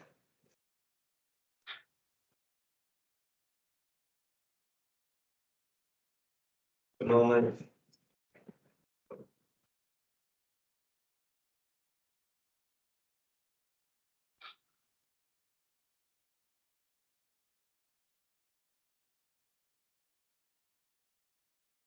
There we go. Thanks for your patience. Yeah, thanks, Guthrie. Can we go right to slide 2, please? So I'll start with a quick bit of history that many of you are probably familiar with. So this slide shows the history of attempts to solve Oregon transfer issues that date back really to the late 1980s. In 2017, the legislature passed House Bill 2998. That bill created the concept of a 30-credit Common Core curriculum and major transfer maps that are built on top of that core and specific to each major program. And that's the structure of transfer tools that continues today. The line that you see in this slide is important. Above the line represents efforts where institutions were expected to collaborate or where law may have required the development of transfer tools, but where there was not a clear decision-making process and no final authority for any entity to approve or force the creation and use of transfer tools in a statewide manner. So the debate could go on, and institutions could really sign on or not as they saw fit, and that happened. Senate Bill 233 changed that paradigm, and it provided for a clear venue, the Transfer Council, and the establishment of a decision-making process. Next slide, please. And so we're at a place now where HECC staff believe that we have the right mix of accountability, institutional investment, and faculty commitment. So on accountability, Senate Bill 233 requires the development of transfer maps and a common course numbering system. And importantly, it authorizes and requires the commission to develop rules that ensure the establishment and the maintenance of these programs. On institutional investment, the Transfer Council is predominantly an institutional entity. Its main body is mostly institutional in construct, and most subcommittees are entirely comprised of institutional faculty and staff.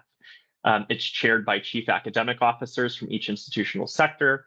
And without the regular deep involvement of institutions, the council wouldn't function, and building out the transfer system would not be possible. And faculty commitment. Ultimately, the most detailed Transfer Council discussions are those that occur between faculty through specific subject area subcommittees. And they're really the ones who are debating learning outcomes, course sequencing, prerequisites, and all of the other program and course specific issues that must be resolved for a course to be commonly numbered or a major pathway to be made more seamless. Next slide, please. So I want to give a nod here to the membership of the Transfer Council. This is a body that HECC appoints, and you see those appointees on your screen. The appointees are, the positions are established in statute, and they ensure a broad and diverse set of perspectives serve to steer transfer policy and guide the work of subcommittees. And the body isn't just comprised of institutional positions. There are students and representatives of the K-12 sector that serve as equal members alongside academic leadership, faculty, and staff from institutions. And there's one non-voting member, and that's your Vice Chair, Commissioner Hayman, who will join the Transfer Council for the first time in its meeting next week. And maybe if he wishes to at the end of this presentation, can say something about what he hopes for his time with the Council. Next slide. And this is the organizational structure for the council. And something that becomes clear pretty quickly is that this is detailed work, and it requires a lot of discussion and investigation on specific topics for which the council has established subcommittees to deal with. So you as a commission sit on top of this structure. Ultimately, under the statute, the Transfer Council's primary role is to create program paths and work on common courses and to create recommendation for policy and rule, and that work is done under your direction. So the commission appoints the council, adopts rules guiding the work, and ultimately, if it chooses to, can review all the courses and pathways that the council produces. HECC staff serve this council in a couple of roles. First, advising the council where that's appropriate, but also we serve as the administrator, the facilitator, and the record keeper of council activity. In practice, the commission mostly devolves all of the academic work to the council, and through its actions puts timelines, approval mechanisms, and restrictions in place to ensure council work proceeds in accordance with law, and that students are centered in the discussion. Quickly on the subcommittees you see here, the Systems and Operations Subcommittee is charged with the development and implementation of systems that are related to Common Course numbering. The OAR subcommittees draft Oregon administrative rule recommendations for the Transfer Council that are ultimately recommended to HECC for adoption.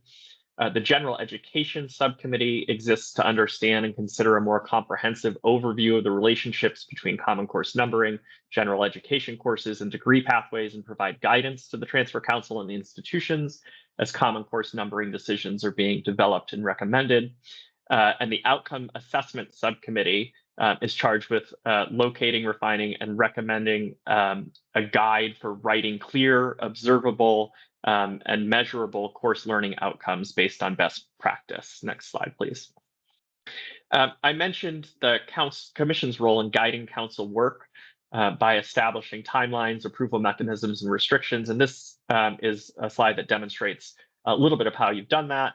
This is a simplified chart that shows the rules you adopted in August of last year that detail major transfer map development processes. And you see there's some checks and balances and some back and forth arrangements set up where the Commission directs the Council to work on certain pathways and directs institutions to participate.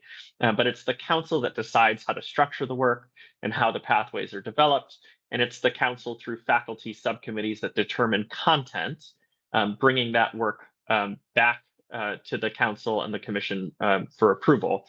But while the Commission determines which institutions should participate in specific pathways, the institution has the right to appeal at any time to the Council to be removed from that obligation, provided the institution can justify their programmatic differences aren't reconcilable at the upper division level with the pathway that's being established.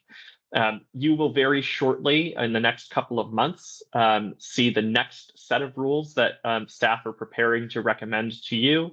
And that's on the topic of Common Course numbering approval. They're mostly ready for public release and will likely be released within the next several weeks.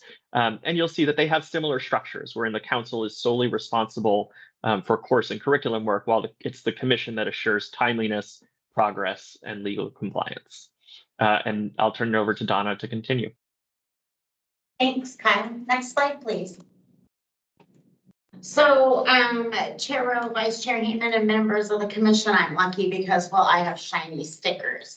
I'm just kidding. I actually have the privilege of recapping what we have completed and share a little bit about what is on the horizon. And even though it's been tough at times, I just really want to point out that faculty and staff have kept up the hard work. And the reason I wanted to draw your attention to that shiny decal is that actually is a sticker that was created as part of the registrar's annual conference. And they wore them kind of as a badge of honor that they love our Z courses, the ones that were common, the Transfer Council is commonly numbering and designating with a Z. So just a little bit of a shout out that it is getting a little bit of organic on the grounds excitement building. Next slide, please. So what are those 18 courses? And while this list might seem a little bit random in nature, I assure you it's not. Back in November of 2021, the Transfer Council established a methodology for establishing the list. And in partnership with faculty subcommittees, these 18 courses have been awarded that the Z designation. Next slide. So what are we working on coming up? There are 14 courses that are currently being aligned by the various faculty subcommittees. You might wonder about those math classes that are kind of in the middle. As we've shared, these conversations can be complicated. In the Common Course Numbering Framework that was created by the Systems and Operations Subcommittee, institutions are allowed some variance in a course prefix as long as the variance is clearly represented with the same discipline. So for instance, in this, you may see it listed as math or MTH. So wanted to pull that out and just point that out for you as to why you might see that.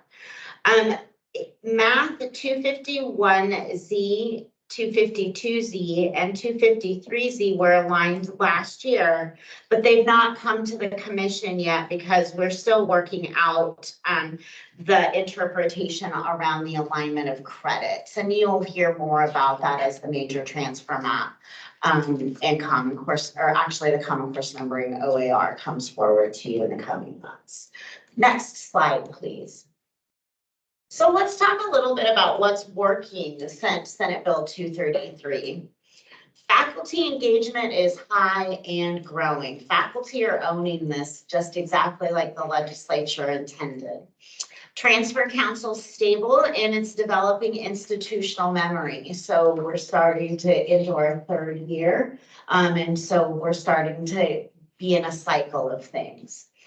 We're hitting an acceleration point. We finally got some systems in place, and so that heavy front systems and that policy work is finally in place. Now we can start into some of the work. The legal structure promotes decision-making and action. So as Kyle indicated earlier, and now we're going to start seeing that Common Course numbering, we believe, will start accelerating and progressing much more quickly. Next slide, please. So let's talk really quickly about total institution participation in subcommittees. What I want to point out is that little box off to the side. You'll see that we started out with 80 faculty in 2022.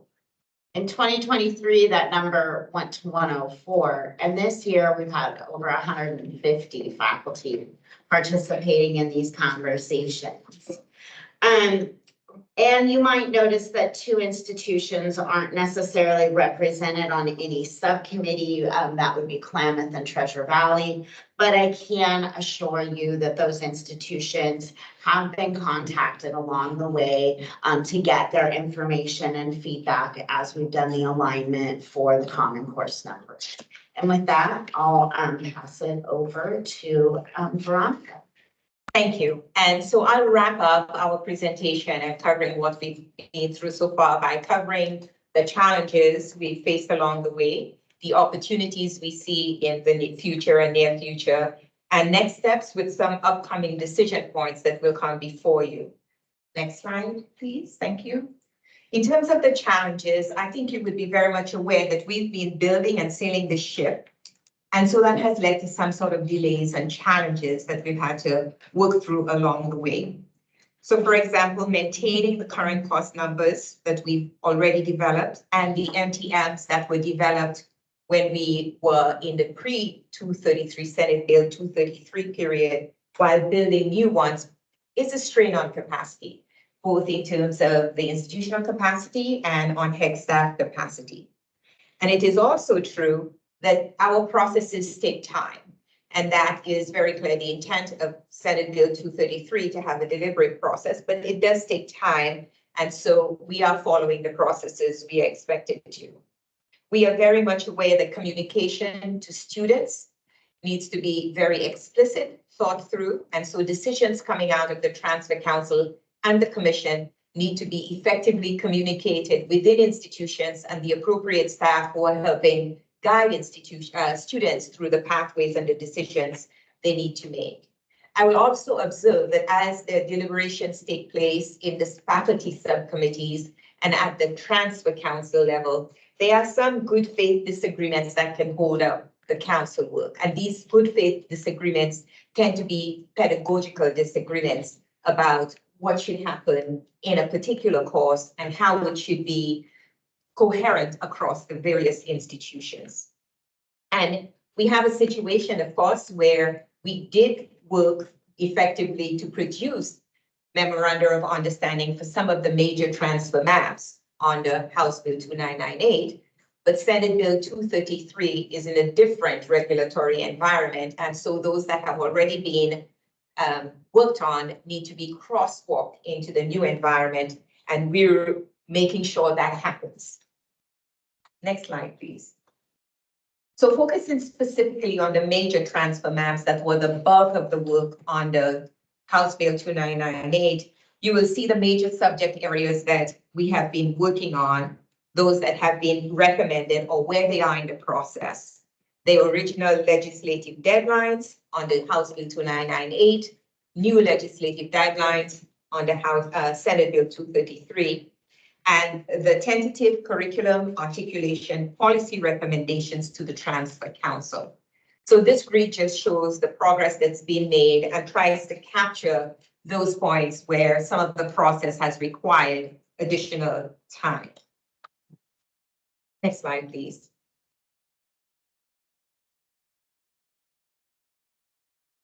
So opportunities on the horizon. We still have a couple of areas for meaningful regulations left to codify. So the administrative rules for common cost numbering should be taking place over the summer and be ready for the fall. We are working on or have had some planning on a transfer portal. And that transfer portal you would have, some of you would have heard about yesterday, is really intended to make accessible and provide utility for the work that's coming out of the Transfer Council and the decisions that you approve here. So students would have direct access to the credits they're earning, see how they transfer, see how they relate to program requirements, and get additional information. And the utility is not only for students, it's also for counselors, advisors, and staff, and anyone else who would want to get access to the decisions and the progress that's being made and coming out of the Transfer Council. And in the fall, we hope there will be a Transfer Council retreat. It would be the first one the Transfer Council would have. We very much looking forward to the outcomes of that retreat. There will be some new members joining the council, and it is really an opportunity to refresh, take stock, understand the work that has been done already, and to anticipate the new work that's coming in a new environment in which we would have administrative rules, both for the major transfer maps and the common cost numbering. So we see a coalescing of the work, better coherence around the work, and Donna commented, we anticipate some acceleration of the work, and the retreat will help us start on the right foot coming in the fall. And of course, we look forward to more commission, council, and institutional partnership as there's greater clarity on what the project is and what the roles and responsibilities of each of the partners are. I would also add that as we've been doing the work, we've observed and pursued greater connections and communication with accreditation bodies to make sure we're circling the loop and closing the loop on all the work that we're doing. Next slide, please. You would have heard about the transfer portal or a website, and I just want you to be very clear about what we anticipate will be the benefits of having such a portal. We do know the work that we're doing. The Transfer Council has been very effective in terms of making progress, developing major transfer maps, updating those transfer maps, and taking on a substantial number of common costs for numbering.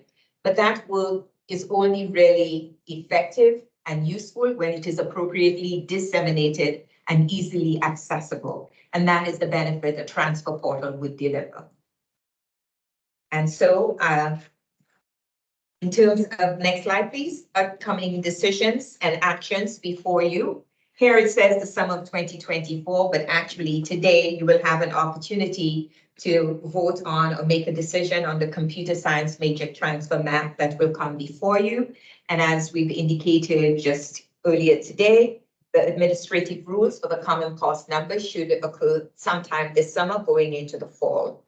In fall of 2024, you will receive a Transfer Council report for your purposes. And there will be the final set of common cost numbers, which will come before you for approval. We anticipate in winter 2025, I think we might have a typo here, that you will first see perhaps a report from you to the legislature giving an update on where we are. So you will have an opportunity, staff will prepare the report, and you will have an opportunity to review it and give feedback before it is submitted to the legislature. And next year, we have additional administrative rules to develop for the student success metrics. How will we know that these are effective and serving students as they were intended? That's both the transfer maps and the common cost numbers. We will also have administrative rules before you for how student complaints are resolved and how these will be handled.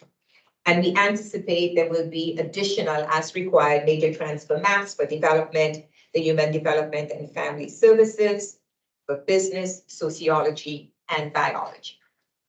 So here we have presented you where we are, and we're happy to take any questions, observations, or comments you might have. Yes, thank you. And this is questions for Veronica, Donna, or Kyle. Go ahead, Commissioner Visco. Thank you. I was just curious, looking at the council membership, I'm not sure which one of you wants to answer it. Are we still looking to fill the vacancies for the community college position and the high school position? We are. Yes, we are. We've been working with various partners in filling that position, but we're always looking for good names. So that's someone basically. Thank you. Mr. Devlin. Yes, thank you, Madam Chair. I can't remember the terminology used. How I refer to as criminal justice. You said in the slide, it indicates no longer meeting. And I would think, I mean, at least at the university level, I'm aware of at least 3 programs at the university level. And there should be some commonality. I mean, there's probably criminology courses, civil delinquency, some maybe rules of evidence or criminal law, and maybe a whole series of courses that are in other departments also. But why is it no longer meeting? Commissioner Devlin, an interesting question. The nature of criminal justice, although it is a popular major, the course requirements very heterogeneous from one institution to the next. Yeah. So very little commonality and a lot of choice students have with which courses they can take and have it applied to the major. So substantial amounts of conversations and convenings of that particular subcommittee for the major transfer map have taken place, but the proposals that were suggested were so diffuse and I hesitate to say incoherent. It was difficult to make progress. And so they arrived at such a challenging point that it did not seem appropriate to keep meeting when there was no clear guidance for them to move forward. So we were actually hoping with common cost numbering, there will be a better environment in which the work will move forward. So it indicates that it's no longer meeting, but that does not mean it's off the table. It will restart. And I would guess it's where those court courses are taught, because sometimes criminology might be taught in the criminal justice program. Sometimes it might be in a sociology program. Exactly. So. Thank you, Kyle. Did you say Kyle? Yeah, thank you. Just to add to that really quickly, criminal justice started meeting in the pre-Senate Bill 233 environment. So there was no sort of statutory or regulatory process to ensure that a major transfer map got established. Now we exist in that legal environment where they really are required to establish one. So yeah, while they've taken they're taking sort of a cooling off period, I think that's probably a bad term for it. They are and will be required to come up with an MTM that is codified. And under the MTM rules that I put on the screen earlier in the presentation, if they meet again and don't do that, there are options that the commission can take to encourage them to do so. Very good. I hope to be alive to see it. I'm gonna go to you now. Yeah, let me go to Commissioner Heyman now, just to say a word about, he hasn't had official meetings yet. Right. But to say a word about what, asking you to join the council and the expectations. Oh, thank you, Chair Rowe. First, just a expression of thanks. I had a orientation earlier this week that I think helped me to really better understand the process where we were at. Much was reinforced in this presentation. I've been thinking about sort of what can I add to the process. I'm not a voting member, but I think I have a place at the table. I'm probably going to act on that place at the table. So I think I bring both an appreciation for the complexity of this work, which I think, if you're not in the game, it really looks like it should be simple, but it isn't. but at the same time, a strong sense of the importance of getting this work done for the sake of our students. I said to you at our orientation that every term that we don't have significant progress, we disadvantage our students. And I always want to keep that in mind as we do this work. I was always, I think pleasantly reassured that we're at that point now. We're actually going to see, accelerated progress. I have my fingers crossed, my breath held with regards to that because I think there is a sense of urgency and certainly among the commissioners that we see that kind of progress moving forward. And I simply want to support that. And that I also want to be a communication pathway between the council and the commission. So that I think that's my role, and I'm sure we'll further develop that as we're there. I have a question as well. Not sure who wants to answer this one. Assuming that all the pops in red don't get funded, there certainly was a request for additional funding to deal with transfer. We also have two other significant initiatives, one directed med and the other is corrective. And one of the things that I certainly was pressed upon is this isn't just time intensive, but it is staff intensive. And so I wonder, sort of in the absence of any additional funding to address those three initiatives, how do you see that affecting our progress in transfer and then in the other two areas, directed and corrective? Vice Chair Neiman and members of the commission, I'll take a good old whack at that question. We will reach a point of kind of critical mass where we're not going to be able to do much more than just tread water. And I would anticipate after about next year, we will reach that point in terms of staff capacity, because we're also going to start into maintenance mode. So not only will we have the new courses that we'll be working on, but we will also be entering into needing to review and maintain all of the courses and MTMs or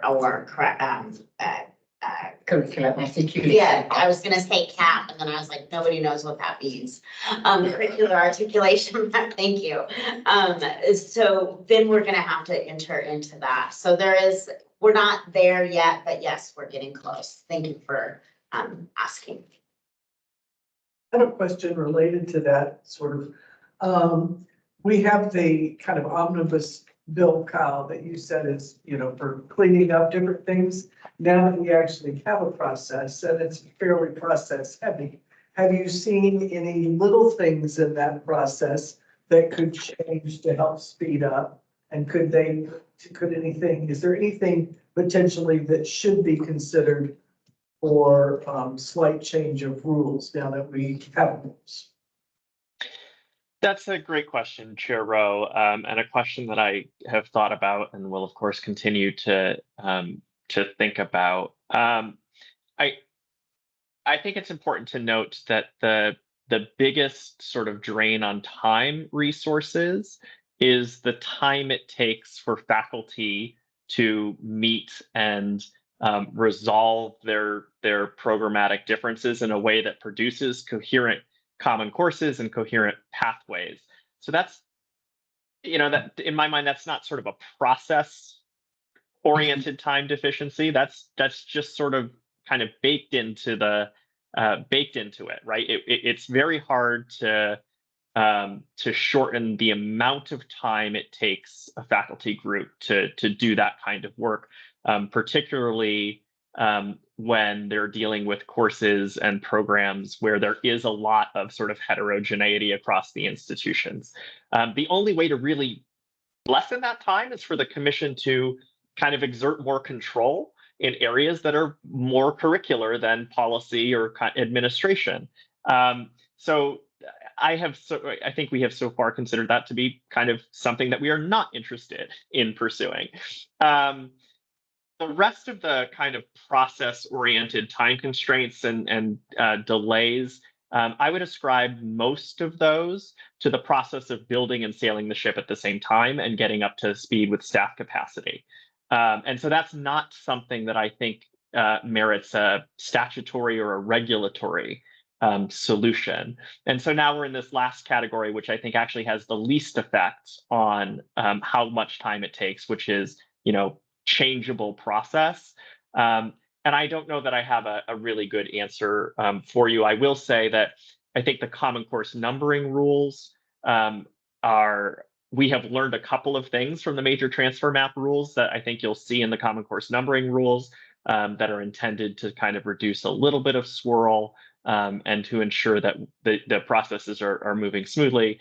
But as I sit here today, I don't have a recommendation for you about specific process-oriented improvements that I believe will make significant differences in the amount of time it takes to process a pathway. Okay, any other questions before we move on to approve the computer science? Just one comment. There's a lot of information on our website about the Transfer Council meeting materials from every Transfer Council meeting and in the past, every subcommittee meeting. You want a sense or a flavor of how detailed and textured these conversations are, and take a look. There have been 25 public meetings of the Transfer Council and subcommittees since the beginning of April that our staff have facilitated, hosted, convened, and of course, faculty primarily who are dedicating their time to participate in those meetings. So that's just since April 1st, right? So in a little over 2 months, 25 meetings. Again, information online, go to the website.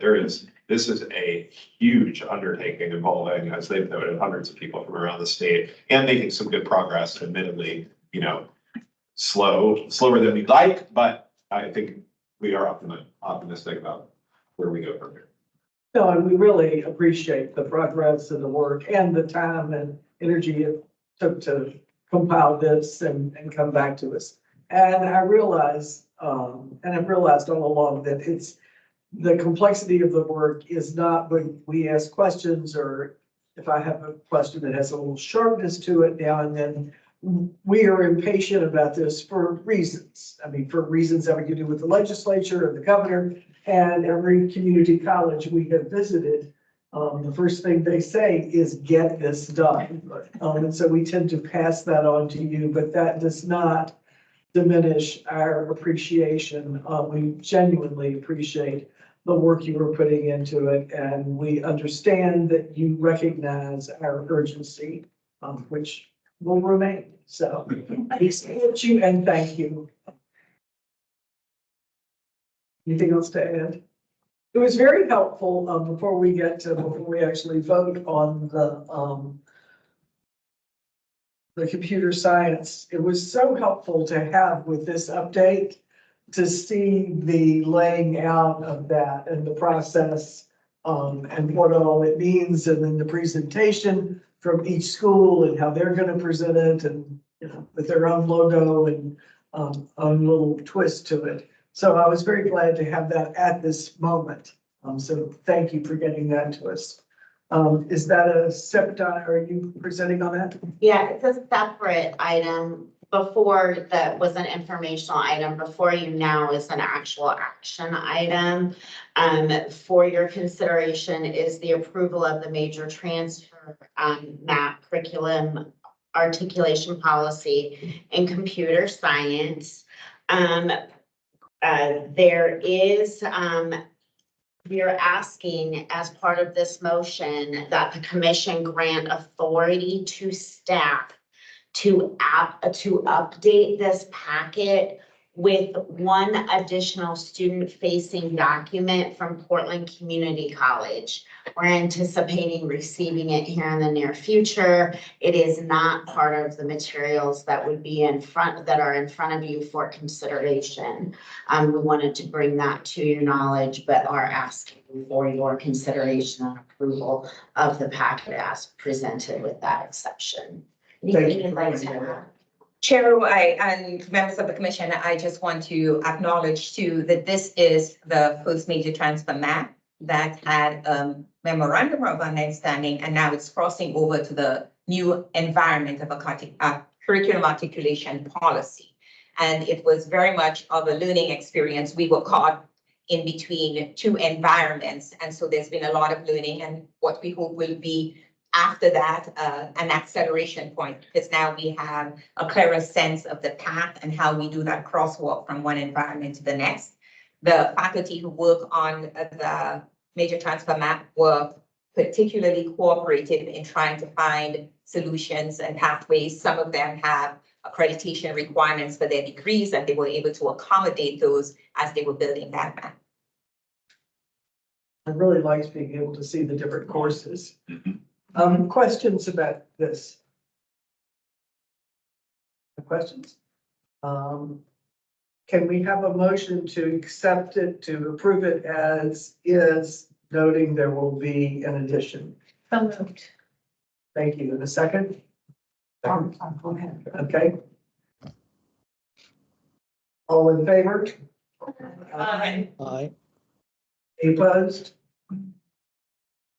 Okay, motion passes. Thank you. Four pages later.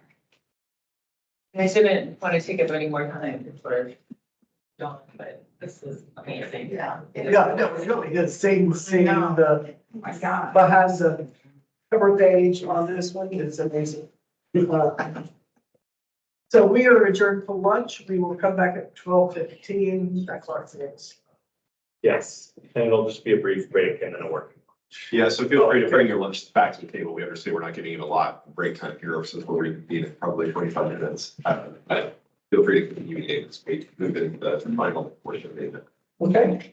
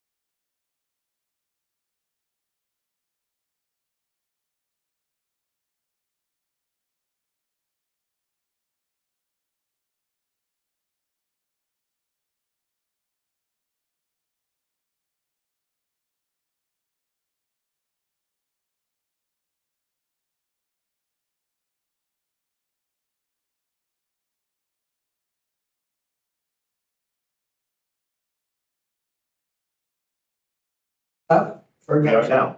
We are off mute.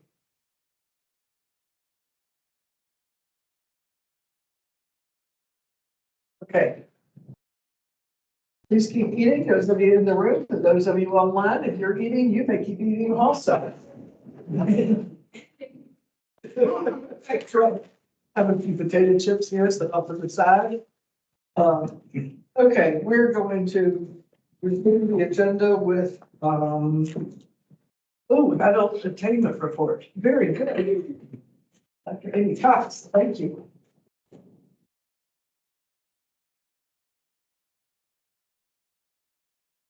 Good morning, or good afternoon, I guess now.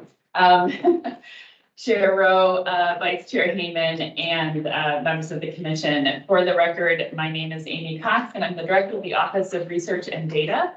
And I have an informational item in front of you today.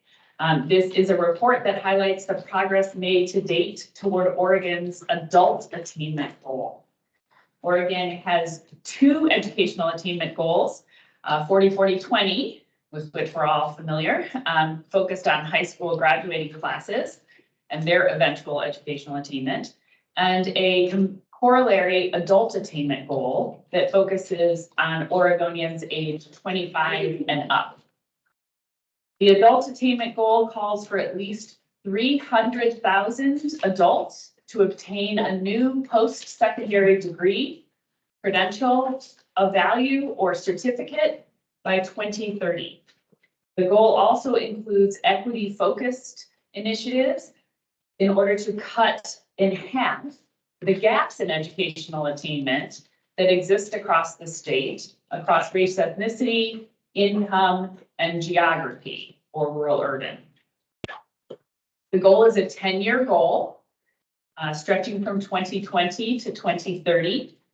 And it was designed to improve the state's economy, meet its workforce needs, and increase Oregonians' ability to obtain employment that has livable wages and benefits.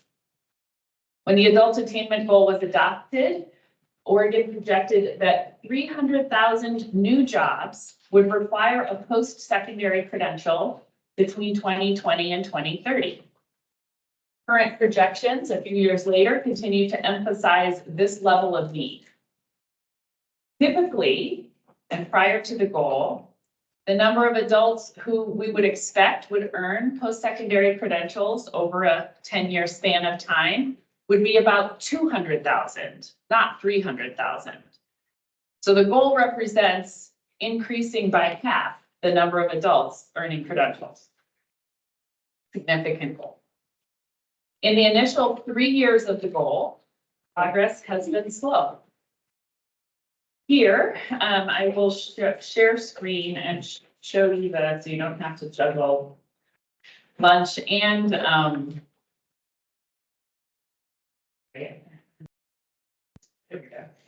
lunch and paper. This shows the 10-year goal broken out into sort of equivalent annual markers, progress markers, if you will.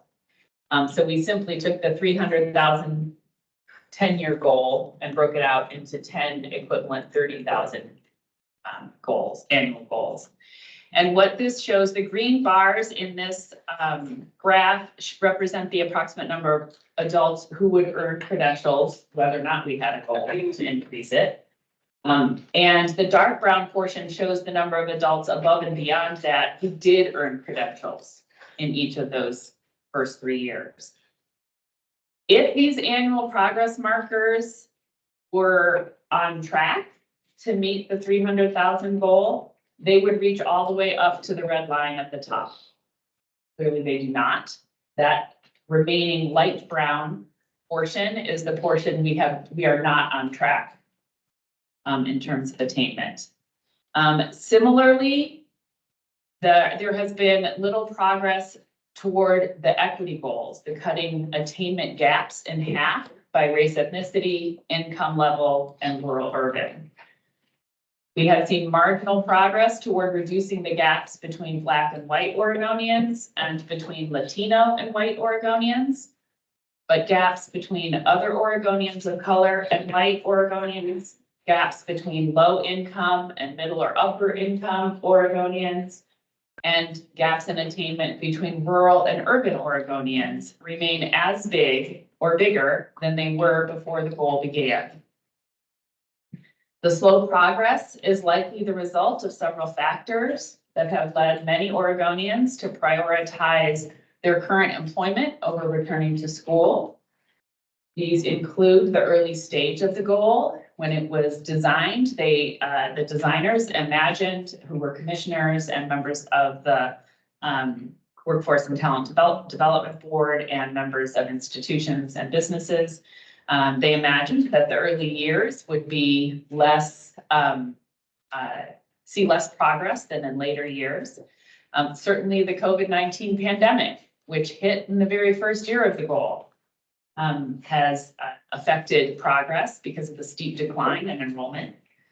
Beyond those first couple years of the goal, when the pandemic was in high force, there has been a long-term and sustained decline in the enrollment of adult Oregonians in college and universities, such that there are almost half as many enrolled today as there were 10 years ago. The rising cost, of course, of post-secondary education and training, and last but definitely not least, the long and sustained demand for labor in jobs that do not require post-secondary credentials. It is simply relatively straightforward and easy to find a job without a post-secondary credential today.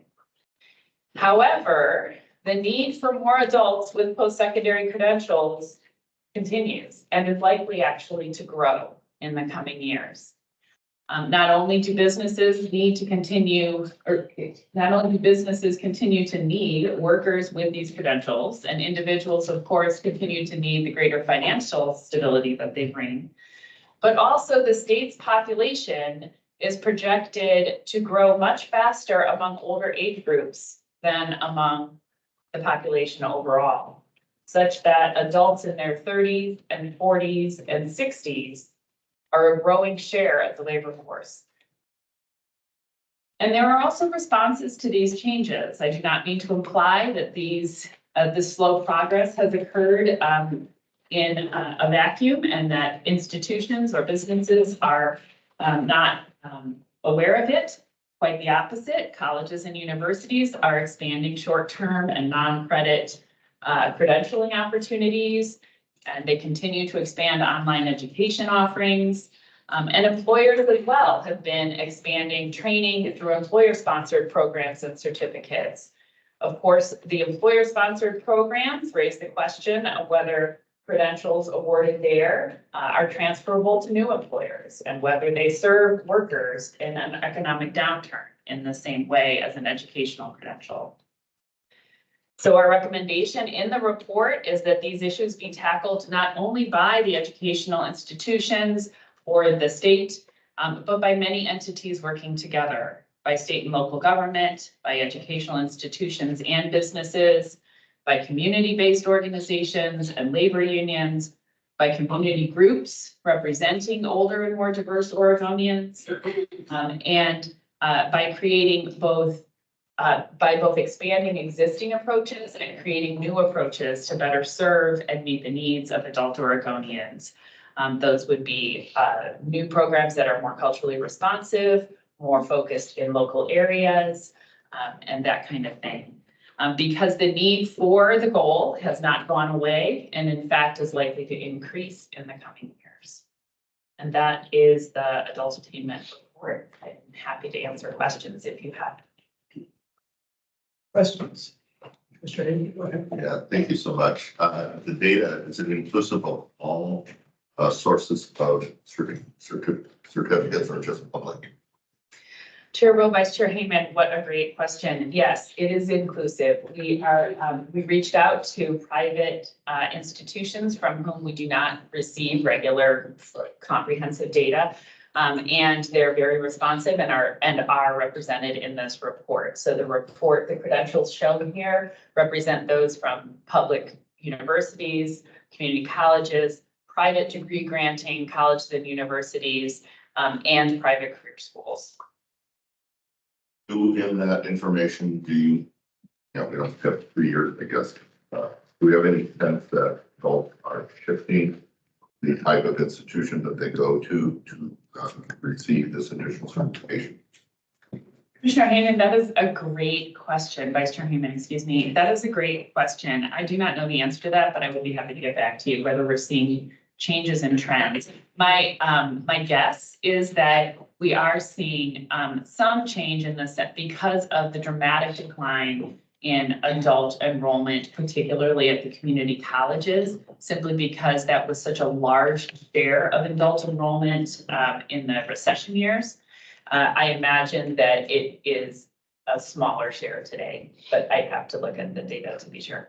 Yeah, the only reason I ask is I think information like that helps us better understand the elements that adult learners experience in trying to access this additional education.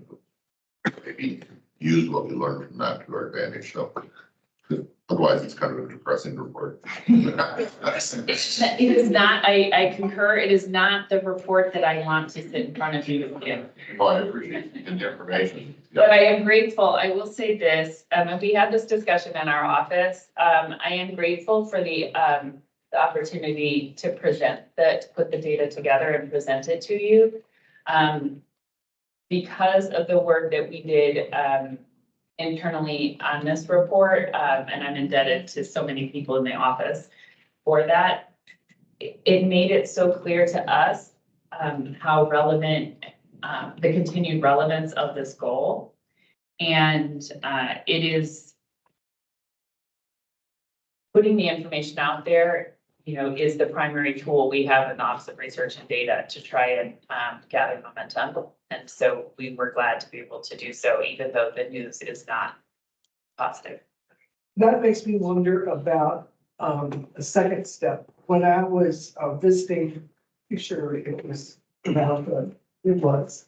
They were getting ready to send a letter to everyone who had started a credential within a certain amount of the last 5 years and 10 years and had not completed it. To ask them why, to get the information, to try to entice them back. And so I realize obviously through the President's Council, the community college, that I'm just speaking to them now, not to the universities, share a lot of things they're doing, but it does make you wonder, okay, what else is happening in this area? And what will be the result of Mount Hoods? And can we make sure they share that with others to make it successful? So it may be that even though we assume that the college presidents and chief administrative officers see all of our material, but it might be an opportunity to send this out separately to them and to have an example or two of things that are happening. And you can check if I'm correct about Mount Hood and how they're doing that. And at least mention that in passing, because we would be very interested in anything else that's happening that could be a driver on this. So anyway, it might be an opportunity to reach out and to. Chair Rowe, I appreciate that thought very much, and I will connect with Donna Llewellyn and do so and follow up. Thank you. Go ahead. Thank you, Madam Chair. I think I could say very accurately that I'm the only one that voted to impose the 40-40-20 goal in the room. I think you were, oh, you were there. You were there. Yeah. Yeah, you missed the previous one. But I think that I wouldn't say there has been no investment because that would clearly be in it. But I do think there has been a disconnect between the goal and the level of investment that would be necessary to reach it. I mean, I was first very critical of the 40-40-20 for a couple of reasons. One, and they changed this is good. The final 20, that everyone has a high school diploma. There are current requirements. I don't know if you could ever achieve it, and I don't even know what it would cost. So they changed it to the equivalent of. The other one is I can never get a clear answer at the time back then.